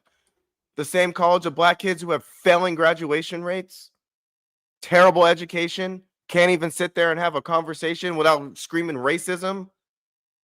That's what I don't know if you guys saw what happened. They were acting crazy. They even put hands on the black security guard, calling him Uncle Tom, pushing at him, screaming, "What are those shoes?" Blah, blah, blah. Like they weren't even sitting there to have a conversation. They just think, oh, it's immediately racist, so we're not going to listen. And just it's like, why don't you just shut up and learn something? I'll tell you what. Let me go. We got a folding table in the back. I'm gonna take that table. I'm gonna go over here to this Jewish synagogue up here off the tollway, and I'm gonna go sit down. That's a fucking religious building. You're talking about Tennessee State, a public school, a public place, paid by our tax dollars. Or whoever's living, you know what I'm saying. That's what public schools are. You should be able to go in a public school and have a conversation. Sorry, it's a mainly black school. Who gives a shit? That's the victim mindset again. Just leave us alone. We're just poor black people. Like, shut up. Learn to think. I'm gonna start saying disparaging things against them. Do you think I'm gonna be allowed to sit there and stay there? No, they're gonna escort me out of that building. Right? Well, sure. If it's private property, yeah. Yeah, exactly. So but are you saying they had an anti-black sign? These boys? No, those guys said illegal. Something about illegal. Deport all illegals. So DEI is the devil. Deport all illegals. DEI is wrong, or something like that. Yeah, DEI is the devil, or DEI. But what they did that to go and try and incite that group of people. No, they went there for the same reason I'm here to have a conversation. Again, that's white people going over there bothering black people. But you see how that's white people going bothering black. Let me ask you this. They should get a permit. I agree. They should get a permit. But before why they had their ass there the month before Charlie Kirk got shot? You know why? Because they didn't give a fuck about Tennessee State. They just wanted to try to go somewhere to incite some unrest. Or maybe they went there because they want to have a hold on a second. Would they talk with anyone who would sit down at the table? Wait, who, those guys? Yeah, would they? I don't know. They didn't get to talk. Well, that doesn't seem like incitement. They ran them off the campus. But once again, the month before Charlie Kirk incident, they didn't have no interest in going there then. Because if they did, they'd have called and got them a permit. Yeah, you should get a permit. But I tell you what, I've also gotten permits. They did that just trying to get something started. Once again, you say you got your numbers, black people jumping on white people, causing harm. But that's white people going bothering black people that didn't have nothing to do with that. Trying to get a fight started over here with some people they really want to fight over there. But I'm going this route. So you control the actions of others. If you come and you're trying to have a respectful conversation and these other people come and start yelling, screaming, and cussing at you, you're responsible for their actions because you just sat there at a table with a microphone with signs asking questions. Now that's incitement. You see why Charlie Kirk died? And you see why they're trying to sit there and say, oh, they had nothing to do with it. No, you kind of do. Maybe not you personally because you're here, but you're saying, but with that specific situation, no, that's stupid, dude. That is like that's a reason why he died right there. The fact that he's trying to sit here and say they're not allowed to come up and have a conversation because they're bothering black people. Okay. Why don't you tell black people to learn to have a conversation and not resort to screaming and yelling and cussing at people? It's another problem within the community. Another reason why people start shooting each other in the black community. One person feels disrespected, so now they got to get their get back. Let's talk about that. That's the same thing. How about instead of fighting, you talk with them? What? You know what? You get your permit, you come back, you announce that you're going to be here on Tuesday the 17th, and then we'll set up, and then you have that. You don't just show up in the midst of this. Once again, like he said, HBCUs are on high alert now. They're on high alert because of it. They got to be scared because you don't know. Why are they on high alert? Because black dudes. Sorry, I can't. Several of them got threatened the next day. Okay. Yeah. And they had to shut the campuses down. Can we find some common ground? Do you understand that the threats against what about the black man that got hung at the college? Do you understand that the threats against talk about this? I'm listening to you. The threats against conservatives since then have been far worse in the black community? Would you agree with that? I don't know, because I'm not a conservative, and I don't pay attention to the threats against conservatives. But I do pay attention to the threats against HBCUs, especially Southern University. Yeah. And they received one after something that didn't have nothing to do from a race because they were black. They received a threat directly related to the Charlie Kirk thing. How so? I don't know. I'm not familiar with it. That was the information put out. We received a threat to the campus relating to the Charlie Kirk incident, and we're shutting campus down. And it was 6 different HBCUs the next day that got the same threat. Do you mean related to someone who would be agreeing with the shooter's ideology or Charlie Kirk? We don't know. No, that's what I'm saying. Doesn't that matter? My question is, what does any of that have to do with anybody at an HBCU? Why is 6 HBCUs going on lockdown the next day behind what happened in Utah? Well, every school was on lockdown, and so were churches. Not every school. Oh, yeah. SMU wasn't on lockdown. Right here, just the church had to go into lockdown. Is that a race thing? SMU wasn't, though.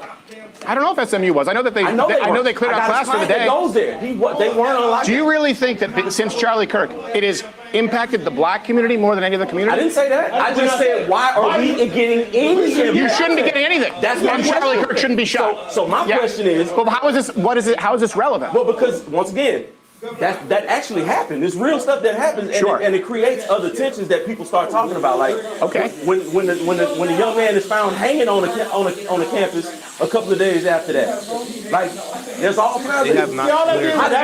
It's terrible. Activate pockets and cells and different things start popping up. I understand that. Yeah. There's a lot, especially in like Tennessee. There's a lot of them backwoods militia boys that's waiting on some shit to pop off. Nah, it's not even close. Oh, let me look. They're blaming white people for that hanging, and there's the black police chief literally said there was no wrongdoing, and then now Colin Kaepernick won't release the autopsy report. So it's like, what's really going on? You can't just because a black person got hung, it's automatically white people. Got it. That's why these issues are. We're gonna end it here though, but. These issues, it just doesn't seem like they're going to be resolved until one side, aka more the black community side, needs to come out and just start looking at life a different way, teaching their kids a different way, having more family, looking at their politics different. Stop just voting one way because No, that's what all the other black people are doing. I don't want to not be a token black person, so I'm just going to follow the mob. Groupthink. No. But with that, thank you for everyone who attended the stream today. I hope you guys enjoyed. And I will see you guys on the next one. Thank you very much. Bye.